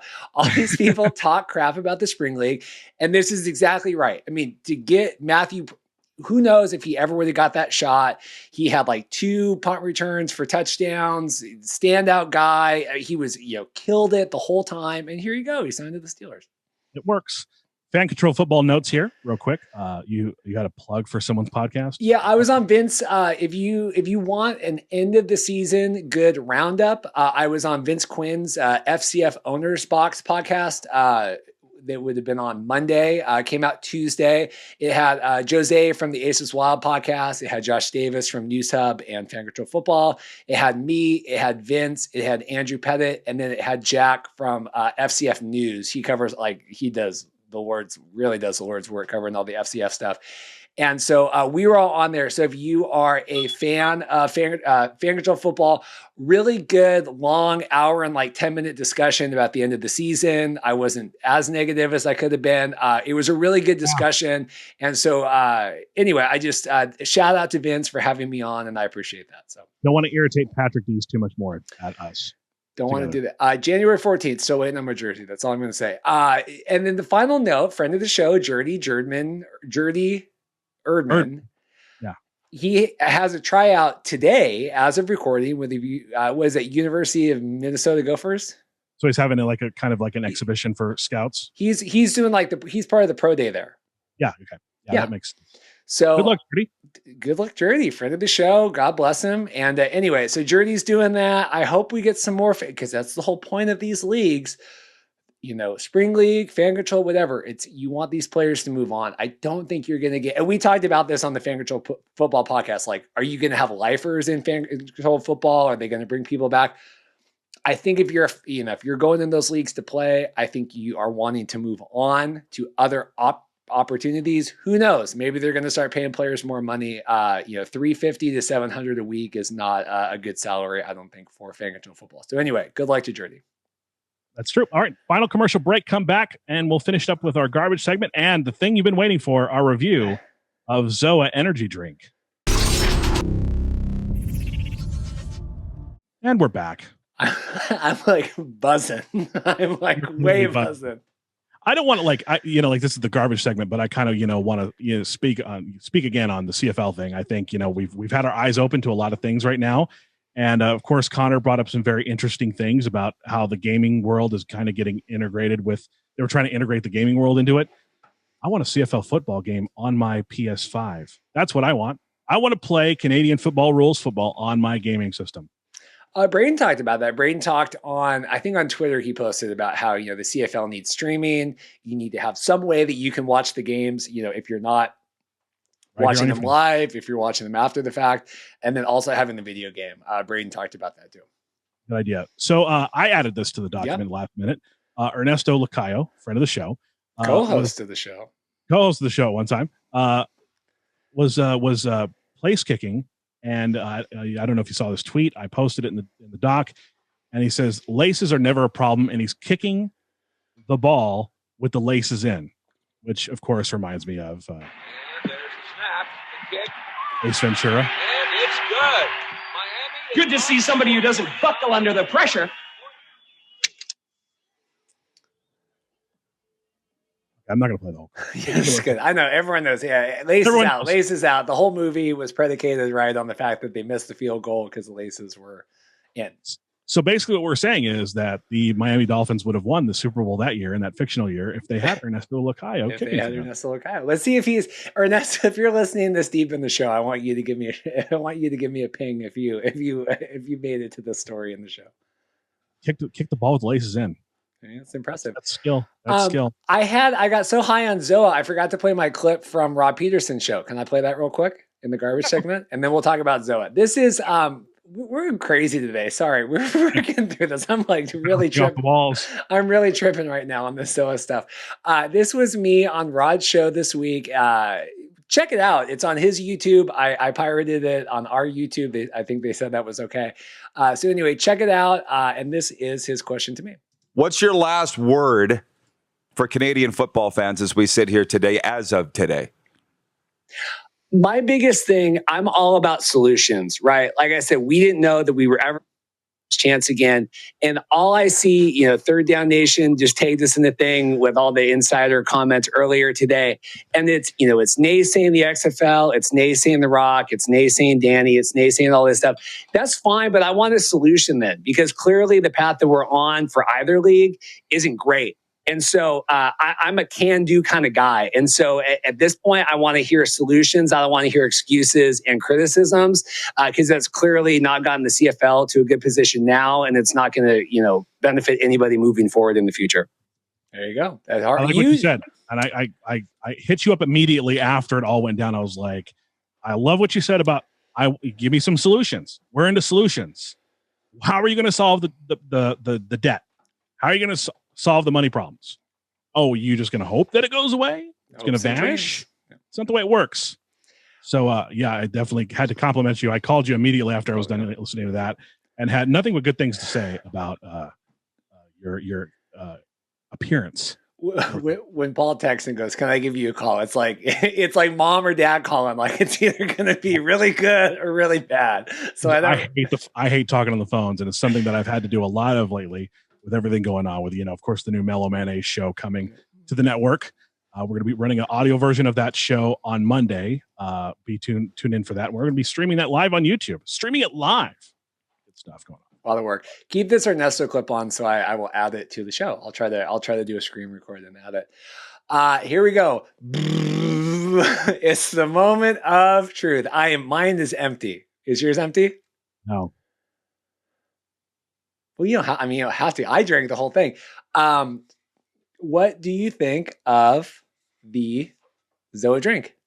I'm trying to find out what they put in this thing to make it sweet. I'm looking. Well, mine has sugar. Yours has something else in it. Yeah, mine has chemicals that are probably going to give me cancer in like 5 minutes. Well, can I be honest? Yeah, be honest. This is our review. If you've made it to this point in the show, here we go. Like, here, let me take one more drink. Just kind of get my palate. That's fine. My take will be very simple when we're done with this. Okay. You want me to give mine first? Yeah. Okay. we are like caffeine drunk right now. Like, this is crazy. Adderall and ZOA apparently is the breakfast of champions. This is crazy. I'm saying, I hate to say this, but it tastes like sweet berries, like the fake sugar in Diet Coke, mixed with a little bit of the water that you get when you wash your dog. Wow. Yeah, I don't know if it's a sugar-free version, but it's just not doing it for me. And I went online because you were supposed to ship some to me that got missing somewhere. I emailed the ZOA. I emailed the ZOA people. I said, "Where is that ZOA?"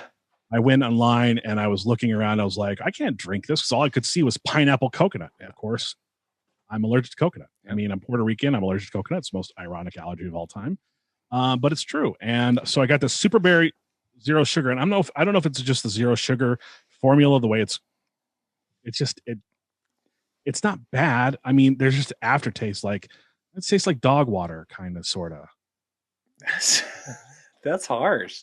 I was gonna say, did the schnozberries taste like schnozberries? Yeah. Super Troopers. Yeah. here's my take. I'm like jittery.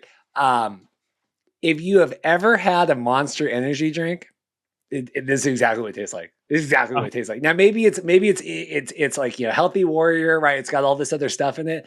The original, I can't speak to the blueberry, but if you've had I used to drink 4 of these sugar-free Monsters a day. It was insane. It was like, don't do that. But if you've ever, I've drank a lot of Monster energy in my life. If you've ever had a Monster, I'm not saying this isn't going to be more successful or bigger with The Rock and all that, but this is exactly what that tastes like. I don't know, man. Maybe I'm being a little too harsh, but I think it's the smell. That's what's throwing me off. It's the smell of it. It's not necessarily the taste. It doesn't smell good. And normally when you open up a Monster, you're like, oh, it smells kind of refreshing. This has a bad smell to it. And that's what's kind of throwing me off. It doesn't necessarily taste like dog water. I should say that. It smells like it though. And it shouldn't smell like that. This smells like Monster. This smells like Blue Monster. If you've ever smelled Blue Monster, I can't tell you how much Monster I've drank in my life. This is literally the exact same thing. It is literally the Monster formula in a different can. I wish I were lucky as you. It just smells like, it's just not. That's a bad smell. It's not very appetizing. It throws your taste buds off. The best part of this is I can actually taste it. I know I don't have COVID, so thankfully for that, I get my second shot on the 16th. That's good. I will be supposedly eligible on that day. Anyway, I was checking my tweets just to make sure there wasn't anything breaking, and I have 8 messages from the news hub chat, but it doesn't look like there's any breaking news at this point. So we'll see. Try to get that Pfizer if you can, Reed. Okay. Well, I'm just living. So. Yep. All right. Another jam-packed show for y'all. And thanks for listening. Thanks for sitting through all of this and our ZOA Energy review too. If any of you stayed through till the end for the ZOA Energy, I guess it's better than opening playing cards on a podcast. Trading cards, playing cards, trading cards, whatever. It's all opening cards. Thanks everyone. Tremendous support. Please subscribe. And we're at we're at 817 now. Just added another one. So thank you very much. 17. We're almost close to that 1,000 mark. That'll give us one of the benchmarks. The other one is the public viewable hours. So we appreciate everyone just staying here and watching this entire thing, as well as subscribing. And of course, got the giveaway coming up probably next week, maybe. If we could do the giveaway next week, I would be through the. Just leave it on in the background. If you've made it this far, just add the playlist and just let it go in the background. Help the view hours. We appreciate it all. Thanks for tuning in, and we'll see you next week.